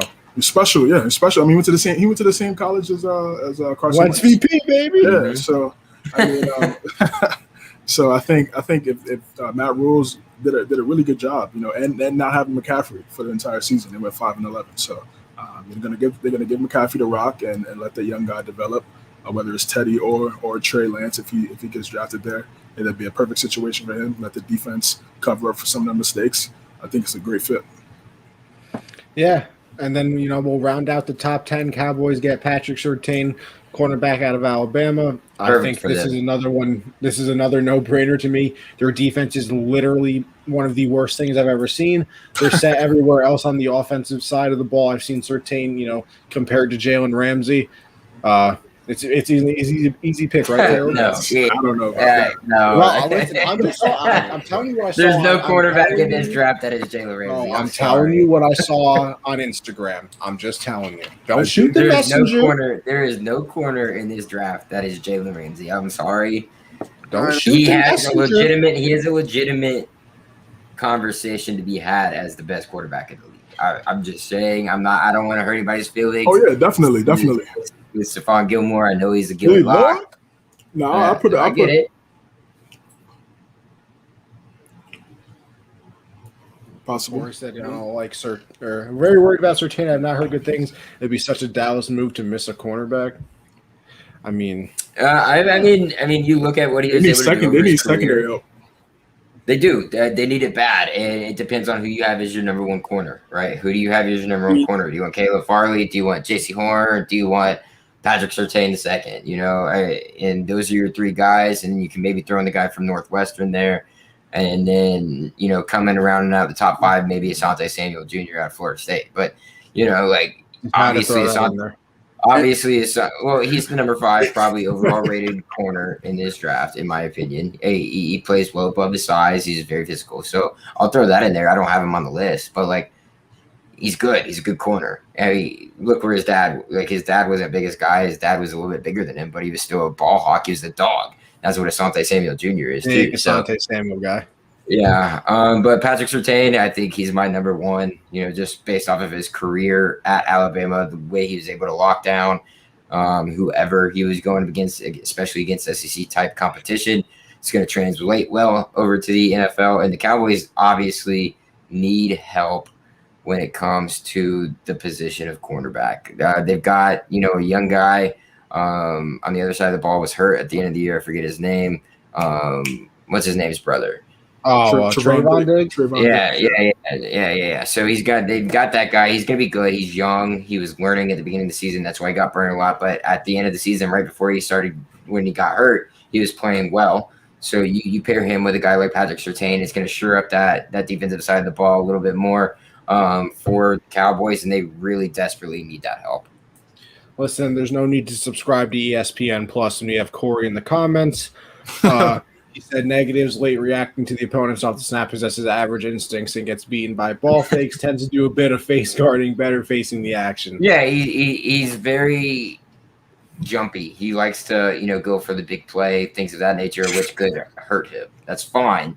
But also you want a very aggressive wide receiver in the NFL. You want a guy who's willing to take those risks when you have help over the top, which is a lot more of what the NFL does. You're not playing man-to-man because you don't have to. You can play with the help over the top, and so that's going to benefit him. So, I think him being aggressive is what Jerry Jones is going to fall in love with.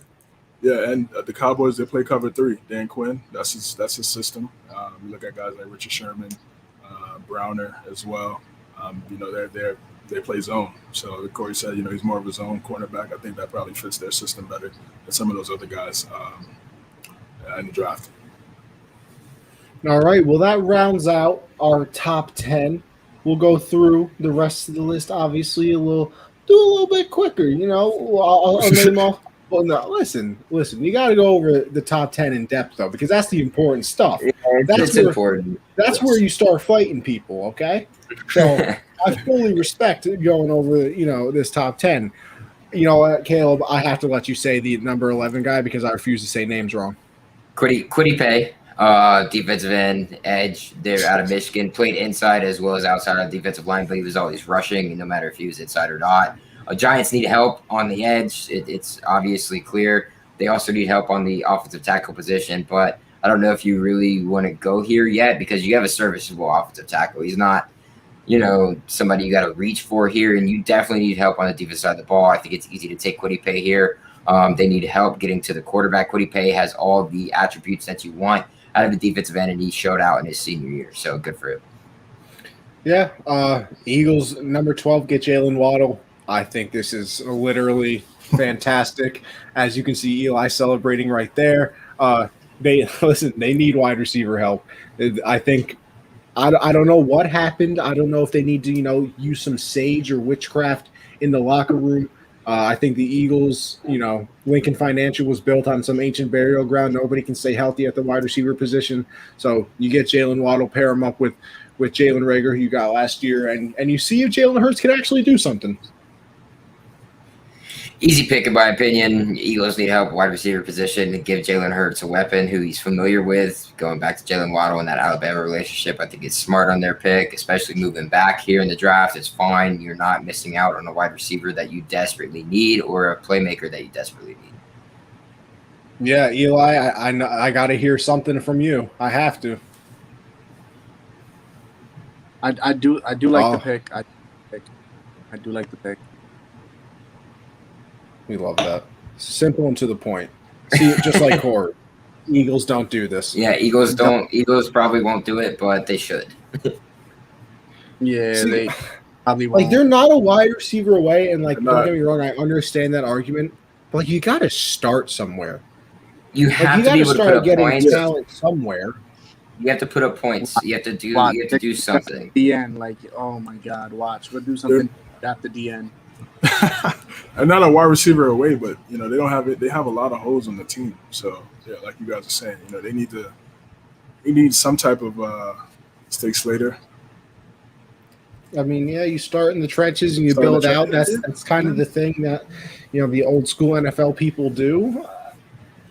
I mean, but you're also not a tackle away. So that's what I'm saying. So you got to start recruiting talent somewhere. I mean, so if you can get Waddle, then I guess you can check off wide receiver from that position board. So I mean, Facts. I don't know. I like it because I think if you get Waddle, you're getting Hurts a number one wide receiver. Who now, if Hurts all of a sudden is still terrible, then you're like, okay, maybe we should have moved on from Jalen Hurts, and then CJ would have been right that they should have drafted a quarterback. Number 13, though, that is Rashawn Slater out of Northwestern to the Chargers. I like this pick as well. I think that's another team that's kind of that's just another team that if they had an actual coach, they'd be so good. And hopefully they do now. You have Herbert, you have Austin Eckler, you got Keenan Allen, Mike Williams. I know they lost Hunter Henry to your boys, but they did get Jared Cook in return. Derwin James hopefully comes back. They have a bunch of corners. Joey Bosa's still there. They're good. They're good. They just need to protect their boy. So why is that why you going Slater here? You nailed exactly what I was going to say on the head. They're getting Derwin James back. Defense is nasty. Defense is always pretty decent there as long as everybody's healthy and they're all clicking on the same cylinder. They're good. Their weapons on the offensive side of the ball are fantastic as well, like you just mentioned. I don't want to go back through and name them all, but they're great. And then you protect Herbert with perhaps maybe the number one overall offensive tackle that a lot of people are saying as their number one overall. I know Penei Sewell's mine, but Rashawn Slater's right on his ass. So, you take him at 13, you get that blind side protected. You give him protection there in the pocket. Let him rip that ball, as we already see he can do. And you just give him time to do it. It's just going to game change it for the Chargers. And I think they make the playoffs next year because of it. Bro, I got Chargers as a sneaky little team in the playoffs, bro. I know that, listen, they haven't had their best luck. Those were the Philip Rivers years. Those were Mr. Sidewinder years. Justin Herbert leading the ship. I'm liking it. I think, we'll do bold predictions. Me and CJ closer to the season, which is obviously a little while going here. But I got to keep Chargers in the back of my head as a little surprise Super Bowl team, just saying.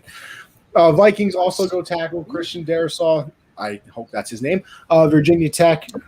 I agree with this one too. They're obviously a run-first team.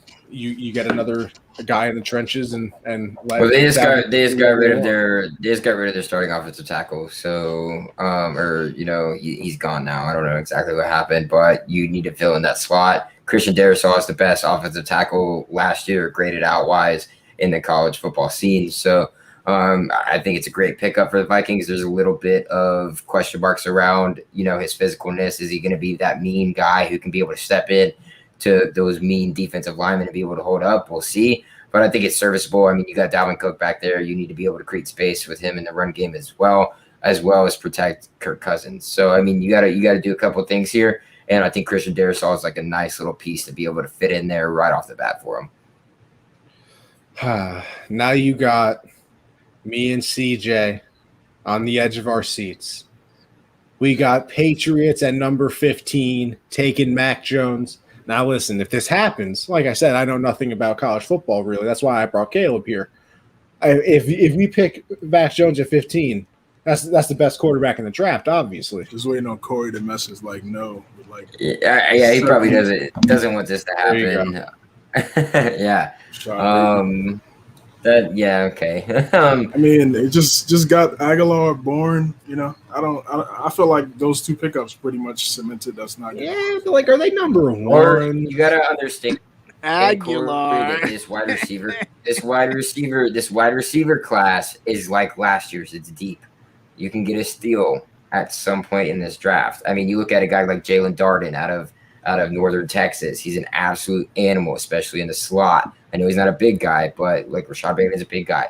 You look at guys, if you want a big guy, you look at Tamorian Terry, who had a pretty good pro day himself from Florida State. If you want a deep guy who's just going to be able to burn down the field and use his length and athleticism to go up and get a ball. I mean, there's so many guys in this NFL draft at the wide receiver position that it goes so deep that you can be able to snag one of them later in the draft that you don't need.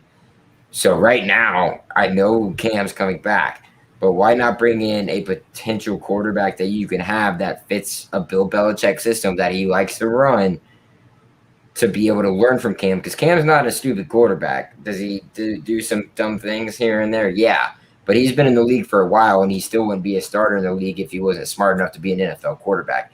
And it's one of those situations you can learn from Cam Newton.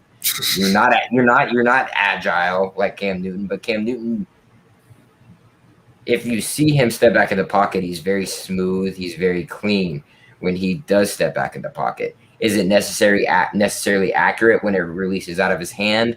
No. But his footwork's good. He knows how to stand in the pocket. He can teach Mac Jones some things that will help him in terms of stepping up in the pocket, getting outside of the pocket, and be able to throw. Peyton Manning wasn't a great running quarterback, but did he know how to maneuver the pocket and throw well when he was outside of the pocket? Absolutely. And that's something I think he can learn from Cam Newton. And as long as the Patriots do draft Mac Jones. Is it a perfect fit? I don't know. It's going to be to be seen, but I don't know where else after the free agent market and what the Patriots did over the free agent market where they want to go. Yeah, there's still some gaps, but the most glaring gap, in my opinion, is that long-term quarterback, because Cam's not that guy. Corey, 1,000%. That is, man. Corey, I'm a little confused, bro. You said Belichick's been toying with a mobile quarterback his entire coaching career. Did you miss the last 20? Yeah. We had Thomas Edward, Patrick Brady. The most mobile guy was maybe Brissett in the last couple of years. Yeah. Stidham, maybe, if you want to count that. Yeah, there was no toying. We had the Hess truck collection. We weren't going out and buying the new ones. Hess trucks were low key the most fire Christmas gift I used to get, and then I stopped getting them. That was a sad time in life. Sad time. Yeah, I like Mac Jones. Obviously he's catching some flack right now after today, which is fine. You're gonna get criticism. So many people are high on him. All right, hold on. Tebow. Really? Oh, Jesus. Do not. I'm gonna just keep going my point. That's what he's saying. Right. That's what he's saying. We are not getting into Tebow talk. Listen, bro, he might have been toying with, mobile quarterbacks his entire career. Well, let me tell you something. He was looking for toys at the Goodwill. Tebow. He wasn't going to no Toys R Us. He was going to the Goodwill, Salvation Army and getting mobile quarterbacks then. Because, Stidham and Tebow, those are the ones we're naming, Corey? This is what we're doing? Really? Yeah, those are all, day 3 guys. Tebow played great in college, but he's really like a day 3 guy if you look at it. But Tim Tebow's a day 0 guy. Shouldn't even been drafted. Sheesh. Mac Jones, I think, could be a good fit. Probably sitting a year would definitely be something to consider.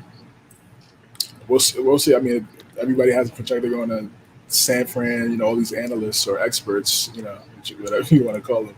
having taken Mac. I thought, Trey was able to slide down to maybe 15. I felt like, we could have definitely snagged him up because although I disagree with Corey in terms of, I think he wants to try to. That's what I'm saying. Like if he does go 3, then I hopefully we are able to get Mac. But Carolina still might take Trey. Yeah, but you're right. Carolina still might take Trey at 8, so it's very possible that they do that. But I think he's trying it out now with Cam. Trying to see how mobile QB can play into the system, and how would that help? I think it doesn't hurt. Bill Belichick is still definitely a run the ball. All right, cool. Definitely a run the ball type of guy. So if you're able to have a mobile QB as well, it obviously helps control the clock, things of that nature. Wide receiver, I'm not against it. It is a pretty good. I ain't mad. I wouldn't be mad. It is a pretty good class. Bateman has gotten a lot of talk over the last couple weeks or so. So I think it's I don't know about 15, but the thing for Belichick is, like it's the last number 1 wide receiver, that true number 1 was Randy. Brady made Edelman into a number 1. What a time. So, right. So it's like, Bill doesn't really cater to. Right. Exactly. Right. It's like Bill doesn't really cater to true number 1 guys. So he caters to fit guys that can fit into the scheme, and that's why Randy only lasted about a year and a half for the Patriots. It was a special year and a half. Don't get me wrong, but it wasn't that long. So that's why you see slot guys, Troy Brown, Russ Welker, Edelman, guys that are counted out, low under the radar guys succeed because they just want to play.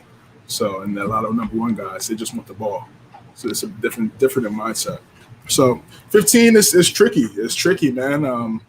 I like Mac. I thought he played well. I thought he had a great college football. I think he had a great season last year. CZ, the last Alabama quarterback to win a Super Bowl? I'll give you a hint. He played for New York. Played for New York last. Oh yeah. Oh, Namath. Yeah. Yeah. Yeah. So. Yeah. I mean. And I'm not saying that on a bad way. I'm just saying I'm a little nervous. We were naming off the Ohio State quarterbacks. You can start naming off some Alabama quarterbacks. I mean, you want to look That's at. True. Let's see. You could go through. Hurts is one of them. AJ McCarron. Well, Hurts remains to be seen. Yeah, exactly. Hurts remains to be seen. McCarron, yeah, but Mac had a different type of. He didn't have the same years like AJ McCarron and Jalen Hurts. He played much better in the pocket.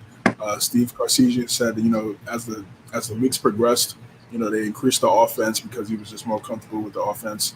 Obviously, Waddle and Smith gave him high praise over Mac. So I think why not sit for a year, learn the system. Brady sat for a year, learn the system. I'm not comparing him to Brady. I'm just comparing situations and what they should do.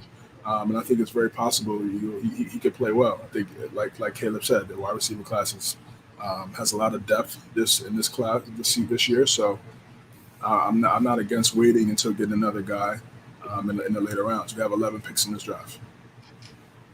Yeah, well, we're gonna find out. We are certainly gonna find out. I'm just. It's scary. I mean, it's not scary, but it's just really just a little nerve-wracking. Yeah, it's just interesting to see, who's gonna be that franchise guy. After seeing Brady, hold it down for 2 decades. This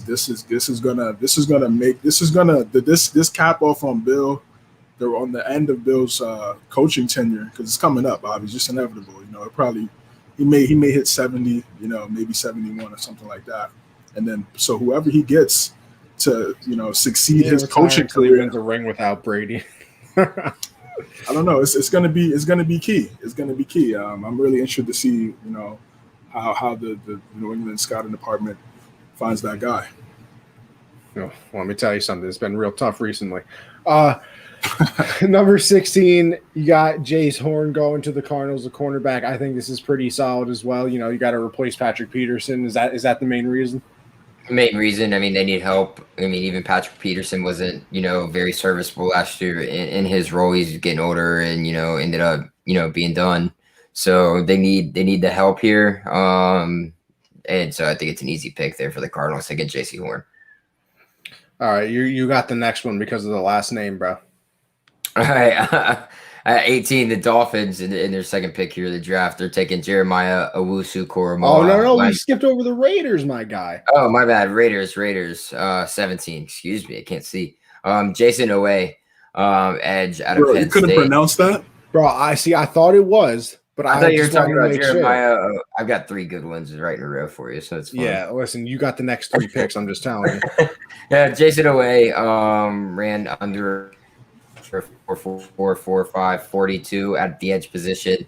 Another Penn State guy like we were talking about with Michael Parsons, who ran under a 4.45, 40 from the edge or linebacker position. So you be able to possess that. Move up draft boards a little bit. Good for you. Really tested out of the waters in his pro day. He was already a freak of nature based off the film you see. Stats don't necessarily back that up, but I mean, you're going up against Big Ten offensive linemen every single day. That's a really hard thing to be able to do because their offensive linemen in the Big Ten are a lot different than the offensive linemen and even the SEC, in my opinion. The offensive linemen that the Big Ten get are just hog mollies. They can stop you from getting anywhere. So he's good. He's raw. But that's the type of player that I see the Raiders going after, especially John Gruden. He likes those raw talents that he can able to work into an NFL superstar, and it's just a typical Raiders pick, in my opinion, here. Yeah, they need help getting to the to the quarterback for sure. So I don't mind this one at all. Yeah, Farrell hasn't really worked out for them, so they need to find the answer there. Hey, they got Mad Max right though. And that's a good guy to get that is going to be able to get back to the quarterback for them. They haven't been able to do that ever since they let what's his name go to the Bears. So they haven't been able to replace that production that he was able to produce for them. So with that, we'll just move on to Dolphins 18. Jeremiah Owusu-Koramoah, linebacker out of Notre Dame. What a great pickup here for the Dolphins. I think this is a great pickup for the Dolphins. Obviously, they lose Van Noy. Well, not lose because they kind of just let him walk and go. And so that's fine with them. And I think that's because they think they're going to get a solid linebacker here at the 18 spot. And I think that's where they're going to get their guy here out of Notre Dame. There's been a lot of comparisons to Telvin Smith at Florida State and the way he played. And that is a scary sight because before Telvin Smith had all his off-field problems and he was playing there for the Jags, he was one of the best linebackers in the league. He was amazing. He was small. But he was fast and he brought the hammer, he brought the rock, whatever you want to say, dude. And that's the same type of player that Jeremiah Owusu-Koramoah is. If you put on his tape, he just explodes to the ball. He will dislodge the ball just on a big hit, not even stripping for it. And he's just a dog when it comes to the linebacker position because he can move fast at a small size. And we'll see a lot of linebackers now in the NFL are moving towards that. So we'll see, how that pans out for him. But I think it's a great pickup there for the Dolphins. Yeah, like you said, they're replacing Kyle Van Noy. Well, like you said, also not really replacing him, but picking somebody up in his spot because they just said bye. Good looks on coming back to your boys, though. A nice linebacker replacement. Obviously, they have to do it somewhere, and they do it in the draft. Yeah, you got anything on him, CJ, or I can move on to this next name that I gotta be able to fix for Connie. Bro, keep it going. This man Caleb, CJ, if you noticed, this man Caleb said the Dolphins dude full name twice just to flex it. Just to flex, right? I had to type it all out, bro. I just couldn't put the last name. I had to put the whole thing for you. Yeah, thanks. I appreciate that. Yeah, you're welcome. Now you get to know. Now you can just be like, I can look back on this, clip it, be like, I know this guy now. Like he's gonna be a boss. But the Redskins at 19 taking Elijah Vera Tucker, offensive tackle, offensive guard out of USC, the actual USC, not Southern Carolina or South Carolina, excuse me.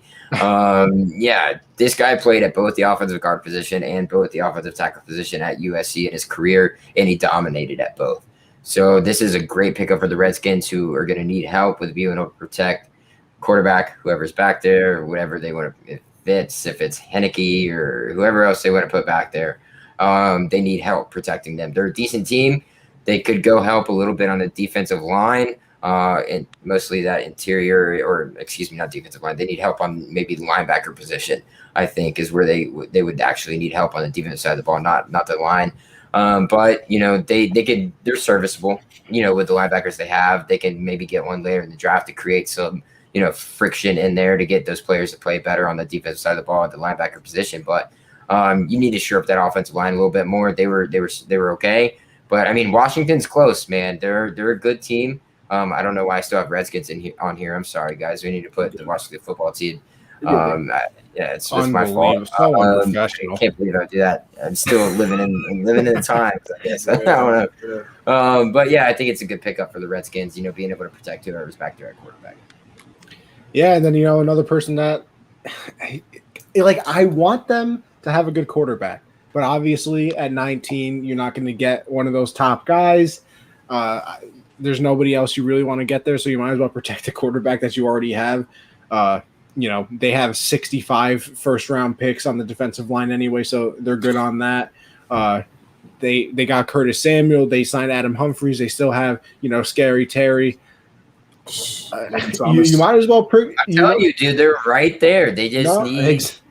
They need so something. You might as well protect the quarterback you saw what Heineke was able to do against the Bucs. That was a good Bucs defense. That was the closest game of the playoffs for them. Yeah, for the Bucs, closest game of the playoffs for the Bucs. You think about that, and the teams that the Bucs went up against: Green Bay, the Chiefs. That's New hard Orleans.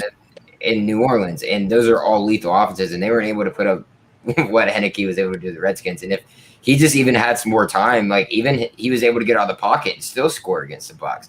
But if you protect him where he doesn't have to do that and he can throw one on a dime, maybe that run doesn't happen. Maybe he doesn't score on that, and it's maybe just like a 6-7 yard gain. If he's able to throw that because you got protection and there's an open wide receiver, it could be a game changer in the game. And I think that it's going to help them so much more.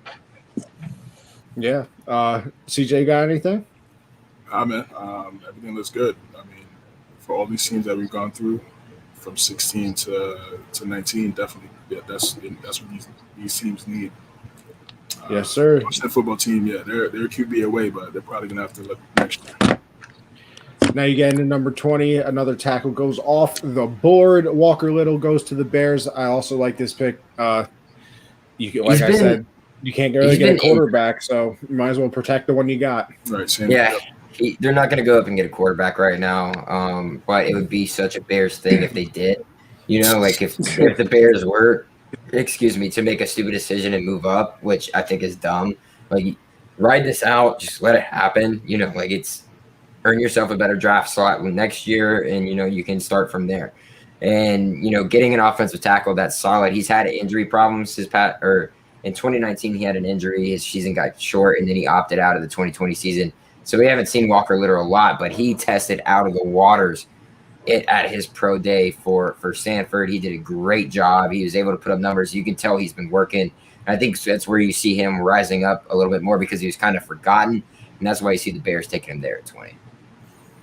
I'm going to try this one for the Colts. I'm going to try it, bro. Azeez Ojulari, right? My Good boy. job, man. Good job. What a guy. Love him. Big fan of him out of Georgia to the Colts. Oh, man, this kid is another freak. He's another one of those freak defensive ends that, I think it's possible in his case that there is too many people on that Georgia defense. Too many pieces on that Georgia's defense that could make a play that he was kind of overshadowed by them. That one guy in the draft that you could say that about, but he was still able to put up decent numbers even though he had to deal with that. You had a top-notch defense, and now you got to be able to try and make a name for yourself. He's testing out of the waters at his pro day. He's doing a great job, and the Colts need help on the edge. Obviously, they weren't able to get to the quarterback a lot last year, and that kind of prevented their corners from being able to lock down. Xavier Rhodes had a bounce-back season even off of that, so maybe he can keep reviving his career a little bit as they get pressure to the quarterback. We'll see if that's the case or not. I was very hesitant to take an edge here for the Colts because I wanted to take a corner opposite of Xavier Rhodes off of this, but I think they are serviceable there. They got a little bit of depth. So I think getting back to the quarterback will help them out a lot in terms of their defensive scheme moving forward. Yeah. And then, we'll move on. 22, the Titans get Greg Newsome a corner. They have to replace, a few people. They let go of Malcolm Butler. They let go of Adoree Jackson, so they find the replacement here. You have to. You have to. You lose both those guys. You have to replenish here in the first round. You have to go get a guy here in the first round because you're going to be left with not a whole lot. If not, I mean, maybe you can get a steal in the second, but you don't want to, put all your chips in the middle of the table for that to happen. So Greg Newsome, he is probably one of the most fluid, corners in the draft when it comes to his fluidity and the way he moves his hips in terms of playing a wide receiver on the side of the ball. Yes, we do. But Shout yeah, out Greg Amber, Newsome, the hardest worker around. yeah, she is one of the best guys. If you don't follow Amber, go follow Amber. She puts out content like no other, and she comes with all the knowledge. So like NFL, women's basketball, college basketball, NBA basketball, whatever you want to, man. Amber's always on it. So love her and love what she's able to provide. But yeah, Greg Newsome, I think, is a pick for the Titans here. Not a really well-known name, but if you go and watch his film, he's locked down, has great grades across the board, very fluid with his hips, perfect size for a cornerback that you want there, and he's going to fit. I forget their head coach's name. I know you guys are going to, yell at me for this, for not Vrabel. Mike Vrabel, Vrabel. I think he's a perfect Pat, baby. I think he's perfect fit for what Mike Vrabel wants to do on the defensive side of the ball. They had a dominating defense about 2 years ago. I think this is going to be a start in that direction. This is going to be a defensive draft for them because of what they were able to do on offensive side of the ball in free agency. Corey Davis obviously wasn't it, opposite of A.J. Brown. You still have Derrick Henry. Tannehill has resurrected his career. So you're pretty much set on the offensive line there. You've got a great offensive line too. A good tight end, you have a good tight end that his name's not really known compared to what Jonnu Smith was, but he's still good. So offense is fine. Build that defense back up to where Vrabel wants it to be, and I think Greg Newsome fits perfectly. Well, this is perfect timing because it's 11-11 and the Jets are picking at 23, and they need a wish to make their teams somewhat decent. But they're going to start off with Jalen Phillips, edge out of Miami. Like I said, they need everything. Literally everything. So they go with Jalen Phillips.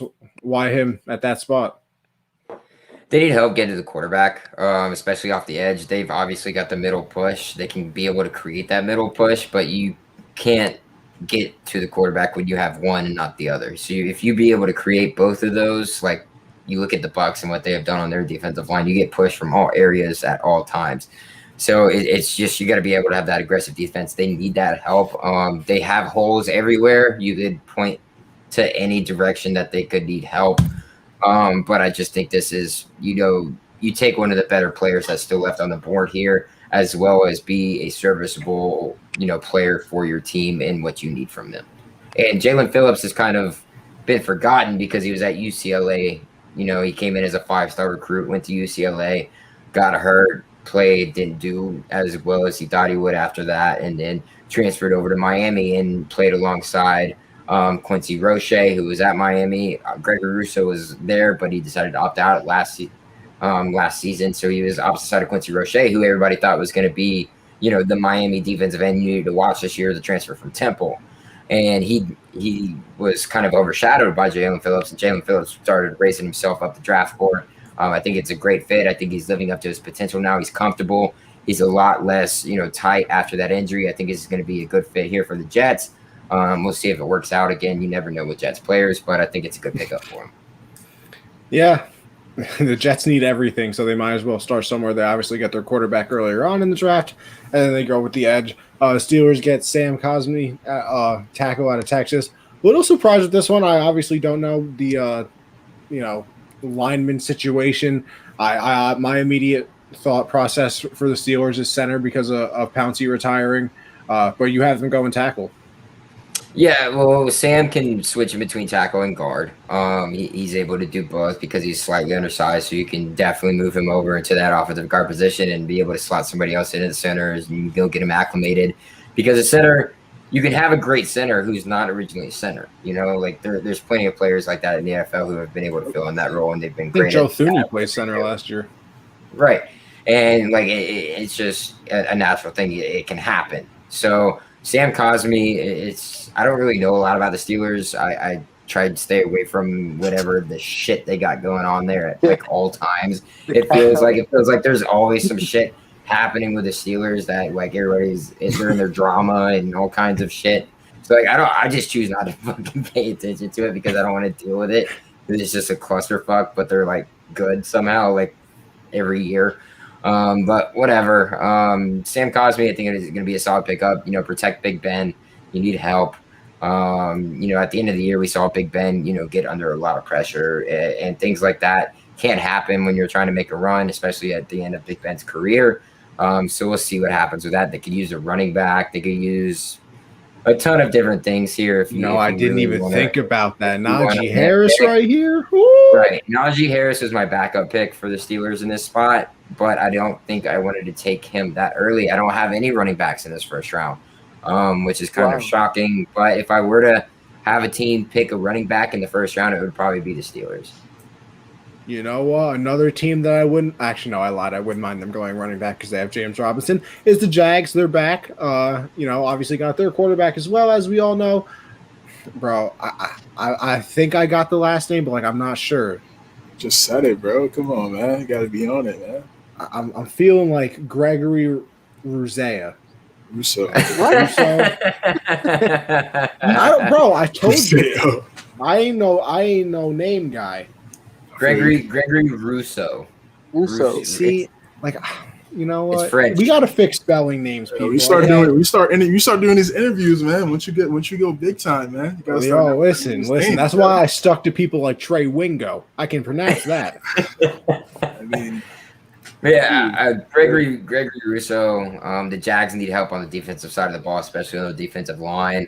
Their secondary is pretty decent. They've got a decent secondary. It's not overwhelming, especially after the free agent period. They did a good job picking up some guys, but they need help on the line and especially on the outside to be able to get pressure. Chris, you got problems, bro. Yeah, I'm crying. Only feet season. It's only feet season. I'm crying. Yeah, Gregory Rousseau is a freak. He didn't play last year because he opted out, but he's a freak. Dude's huge. I don't even know how big he is right now, but he's a massive human being, but lean at the same time, bro. He's just like a freak athlete. It's what are y'all laughing? I said pause, bro. Oh, my bad. I kept going. No. You're doing your thing, bro. You're doing great. I'm just being annoying. I'm just out here grinding, bro. Yeah, bro. Bro, listen, Caleb is a star, people. Caleb is a star. No, I learned all my knowledge from my co-host Sam Daring. Honestly, I wouldn't be able to tell you guys half of the shit I'm telling you right now without him. But yeah, I can't wait for Sam to get on the show. I can't wait. But Gregory Rousseau is a freak of nature. I think it's going to help the Jags on the defensive side of the ball here. If Urban's smart, he's going to go ahead and grab him because if you let him slide anymore, somebody's going to snag him up and just have a beast of a defensive end when it comes to the NFL. Whether he's going to start or not, that's to be seen. We'll see how he recollects himself after not playing this past season. But I think he's going to be a great pickup for the Jags there at 25. All right, we're going to zoom right through. We're on the final stretch. We got the Browns at 26. Zaven Collins, a linebacker. I mean, yeah.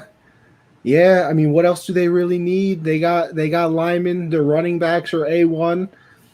I mean, you definitely defensive don't need a defensive line's good. I mean, you could use somebody opposite of Myles Garrett, but I think that's why you bring in a linebacker here. I think they're going Jadeveon Clowney.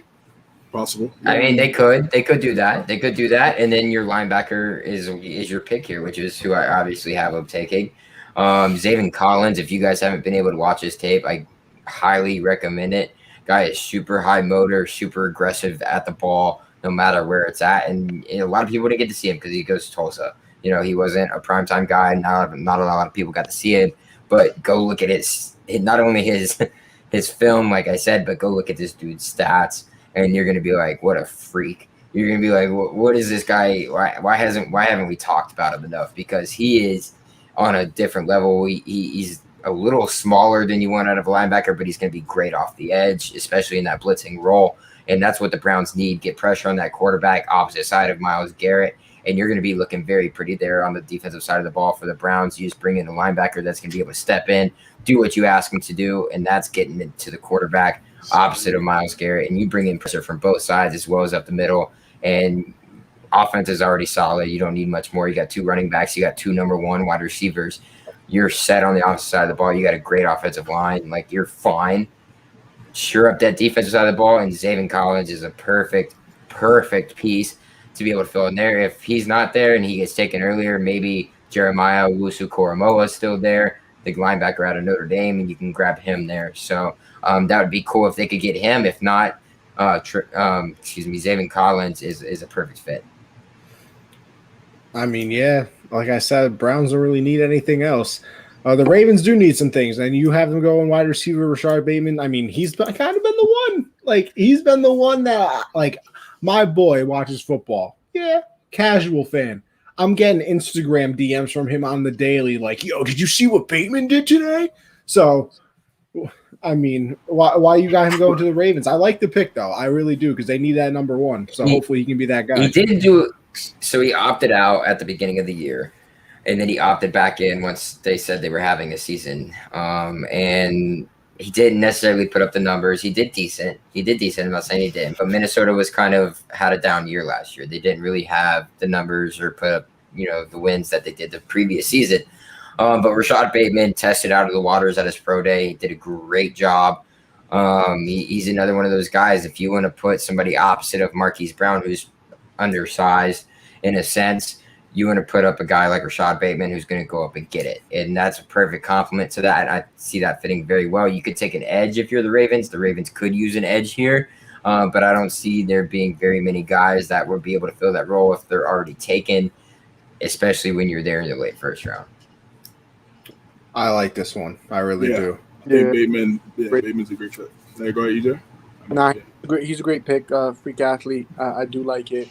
I really like this pick for the Ravens, especially since they do need that like you said, that number 1 wide receiver to go opposite of Brown. You got to worry about Lamar running. You got Mark Andrews in the middle. You put him on the outside. I mean, hey, now you're talking. Now we're talking. Number 28, we got Trayvon Moehrig. To the Saints safety. Listen, CJ. Can we just talk about the Saints and their safeties, bro? Like, the Saints and their safeties. Did I say the name wrong? No, I'm just like you tried. I'm glad you tried this time, bro. That's all. That's what I'm. I'll tell you. I thought you were laughing at the fact that the Saints safeties are just trash and have been trash for years. Malcolm Jenkins, awful. Minnesota bro. Miracle, baby. It's just awful. Like their safeties have been terrible. That's where they always got beat, and we saw it happen in the Minnesota game, and that is a problem for them. It's always been a problem for them. Malcolm Jenkins is not the answer. Will never be the answer as your safety. I'm sorry. Maybe like 6 years ago. And Trayvon Moehrig is if you go after TCU guys, you want to go after their corners and their safeties.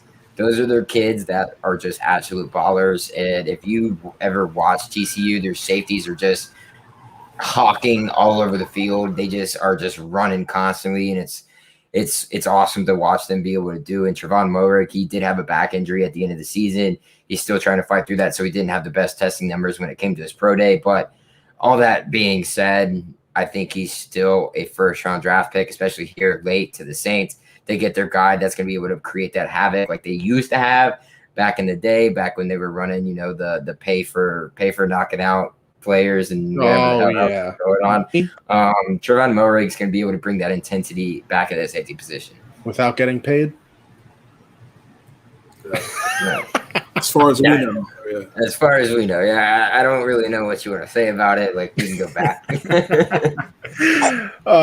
Number 29, you got Christian Barmore going to the Packers. I like this one. I hope Skur is still in here. He can give a little, Packers rant. They need help stopping the damn run. I can't express it enough. They got to stop the run because the running backs in their league, in their division, are just so talented, and they weren't able to stop him. You play Dalvin Cook twice a year. Good luck. You got run over for over 150 yards both games by Dalvin Cook, and he scored, I think, maybe 5-6 touchdowns against you guys. Like, you got to be able to try and stop that, and bringing in a defensive lineman, Christian Barmore from Alabama, is a great pickup for them. I don't know this defensive line, this interior defensive line especially, is not deep. It's not strong this year, but Christian Barmore is head and shoulders above everybody else in that category, where he is the pick for the Packers there at 29. Number 30, you got Caleb Farley going to the Bills a corner. Now listen, I don't mind it, but I don't care that they just signed another running back. I need me some Najee Harris here, bro. I don't know. They have a good little mix. You know, they're gonna be okay at the running back position. They don't need anything special because they've got an elite. They've got a true number one wide receiver in Stephon Diggs. They've got another wide receiver. Who am I thinking of? Cole Beasley. Yeah, Cole Beasley. Cole Beasley's good. They also have Zach Moss, who is still there and is great as well in his own right. And Gabriel Davis, who, you know, good God, the long ball to that kid. Please give it to me every single time. Like, give me Gabriel Davis in his second year now, and he's going to be able to hit deep shots all day long. That's fine. He's got weapons. He's fine on the opposite side of the ball, okay? Give them some help in stopping the pass because the teams were able to put up numbers against them. Like, their defense was not locked. They were the best against the run the previous season. They can shore that up here in this previous season because they bring back a lot of the same guys that they had from 2 years ago. So they can shore that up hopefully this year, and they need help in the passing game. And that's going to come down to getting them a legitimate corner, which Caleb Farley falling to 30, Jesus Christ. Like, you get Caleb Farley falling that late, that's a great opposite pickup trade there. for Davius White. There's been questions about his torn ACL and his injury history, which is obviously a question mark when it comes to a cornerback because you've got to be able to keep up with these wide receivers and not be hesitant or, you know, leaning on that leg to be able to, you know, keep up with them. The speed of the game's so much faster. I thought about putting Asante Samuel Jr. in here, just because that just fits, because it just fits the Bills mold of a tough, you know, dog type of player, which is what the Bills tend to go for. But Caleb Farley, I think, is a better cornerback overall than Asante Samuel Jr. Even though Asante Samuel Jr. does bring that dog, Caleb Farley can still bring that. So I have him here, sitting here with the Bills at 30. Yeah, and then number 31, you got Jackson Carman going to the Chiefs tackle. This makes sense to me as well. Obviously, they lost their two starting tackles. They brought oh God, I can't think of his name now. Kyle Long and Joe Thuney. Yes, Kyle Long. They brought Kyle Long out of retirement. I'm a little curious to see how that one goes. Thuney's obviously good. Me and CJ know that for sure. You still need tackle help, so I like this one. You need help all over that offensive line right now. Like let's be honest. After the Bucs exposed your offensive line, albeit, you know, there's injuries and whatever else, COVID and question marks going on, or whatever else was going on with their offensive line in the Super Bowl. Injuries was obviously one of them. The COVID scare with their center was a different problem or whatever. But you still need help. You know, you need help to be able to protect Patrick Mahomes.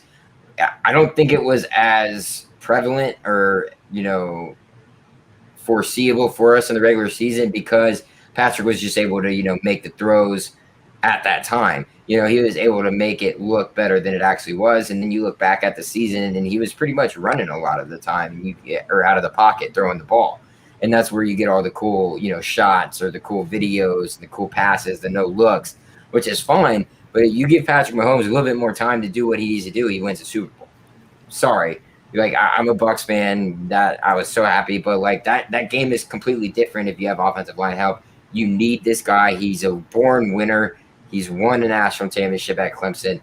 He knows what to do. He's very solidified as a guy. He's very average, if you say, in terms of his grades. He's sitting right around 80, so he's, you know, serviceable there, and that's all the Chiefs really need, a serviceable guy. They don't need somebody who's great. Somebody to just help is what they need, and that's where Jackson Carman fits in.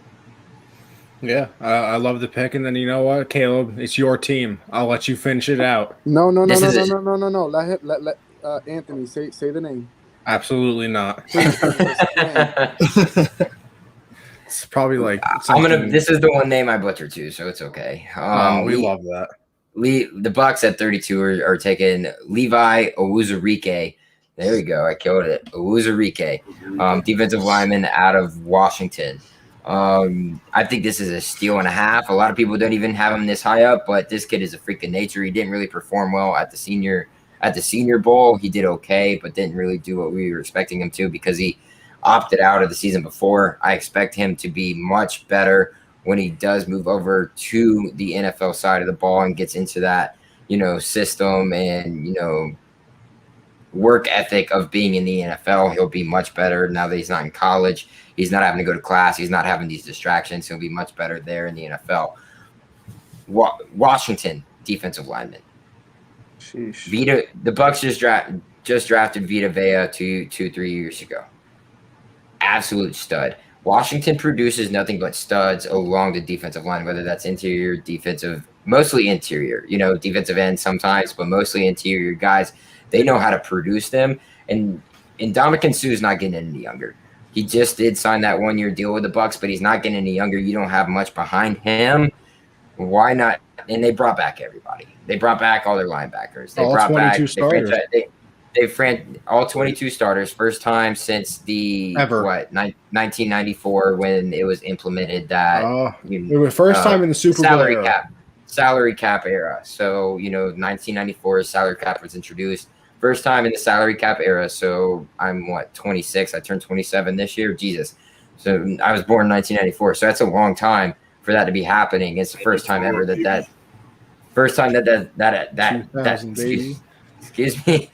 has ever happened. Is pretty amazing. They bring back all 22 starters from a Super Bowl winning team. You don't need depth anywhere else. Your secondary is super young and super depth worthy. Your linebackers are sitting right there too. Your offensive, I don't even know what to call it, dude. Your offensive juggernaut that you have right now is completely fine. You can look at wide receivers so deep. Look at running backs deep. Look at quarterback, not necessarily deep, but you've got Tom Brady. Offensive line deep and very extremely great for what we were expecting out of them. Ali Marpet's great. Donovan Smith's amazing as a left tackle. He's great, and they're all great up there on the front. You don't need any help on the offensive side of the ball. Get some depth there right behind Ndamukong Suh. You don't know what's going to happen.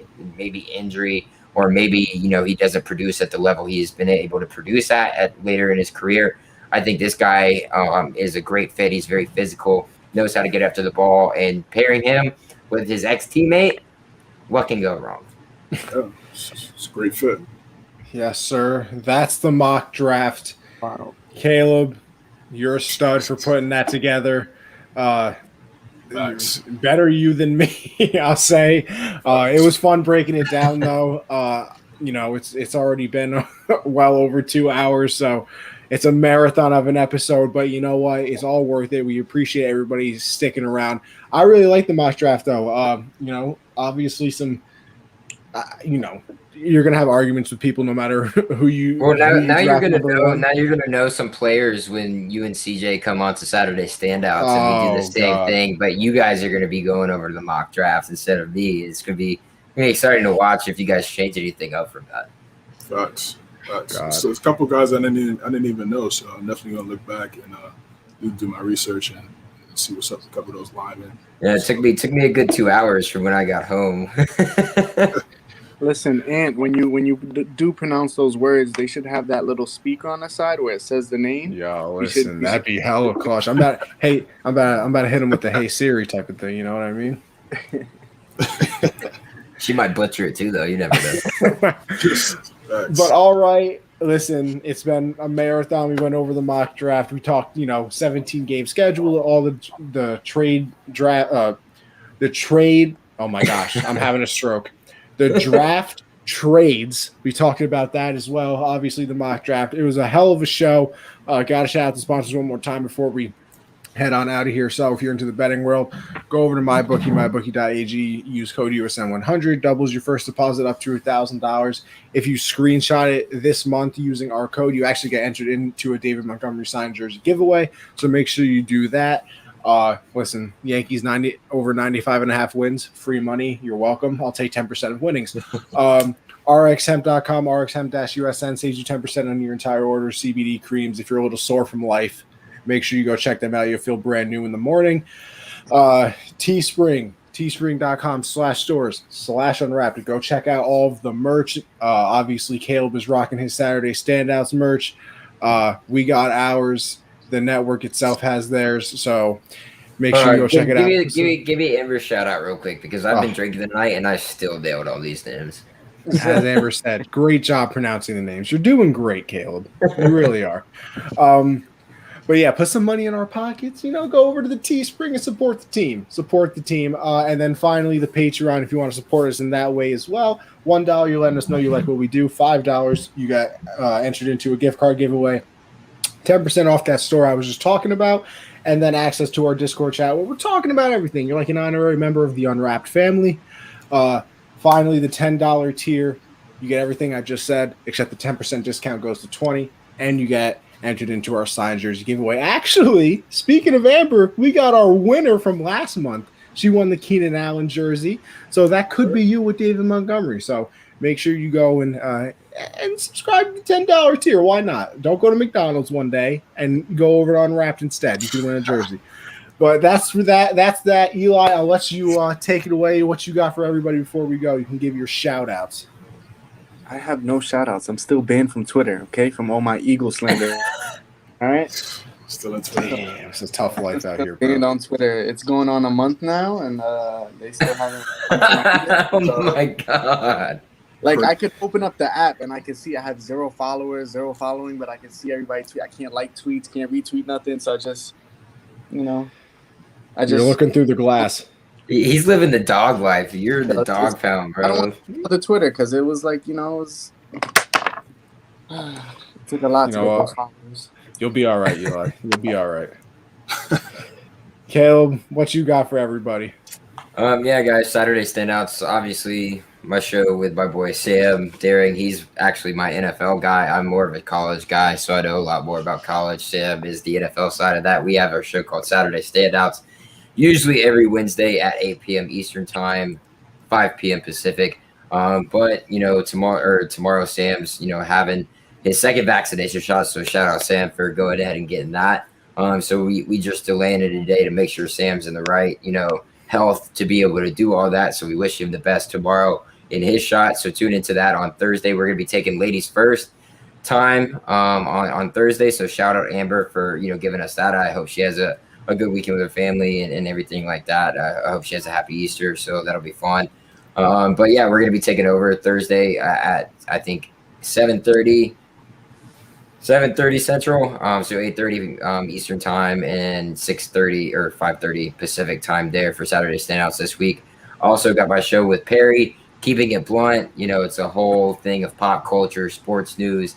We just get high. If you guys smoke, if any of you guys are watching, we smoke, we drink, and we just talk pop culture and sports. It's a great time with him tomorrow night at 9 p.m. Eastern Time. He's the founder of this great network that we're able to work for in Unwrapped Sports. So it's a great time with me and him. I know Connie tunes in sometimes. CJ does as well. You guys come interact with us. We pretty much talk to everybody who comes in the comments, no matter what it is. You got something to say about a certain topic, we bring you in. Just chilling with us. Let us know what you're drinking. Let us know come what to piss off Perry. Yeah, and Connie comes with his glass of milk every night. So it's You're fun. goddamn right. But yeah, that's it. And you guys can follow me down there at my personal Twitter at CHSNOL that you see right there below my name. I appreciate you guys having me on, man. It's nice to be on here with Eli too. I know I was interacting with him one time over the comment section on the hard count, another episode that you guys had. So I appreciate you guys, man. You guys. You said it must be nice. having that hat down there, it's nice, huh? But yeah, you guys are the best. I love tuning into the hard count every Tuesday, man. It's a great time. Appreciate Take it you. away, Appreciate you CJ. for joining. Yeah, thanks for joining, Caleb. Definitely appreciate the Eli as well for tuning in. He loving his tie, pajamas. Appreciate it. Do I show the people the pajamas? Yo, show the people, bro. Yeah. Elephant. You were talking about the elephants, Okay. Look at those, bro. The Thailand pants with the elephants on them. Yeah, you can't beat those guys. Yeah, You guys can find me at CJ underscore James 9 on Twitter. Garda Pod on Instagram. Yeah, man. Just another great episode with my guy Connie, and just keeping it going. Yes, sir. As for me, of course, shout out Kale for putting that whole shindig together. Obviously, wanted to have Sam on as well, but life is a busy thing. We're gonna get Sam and Caleb on at one point because a little hint.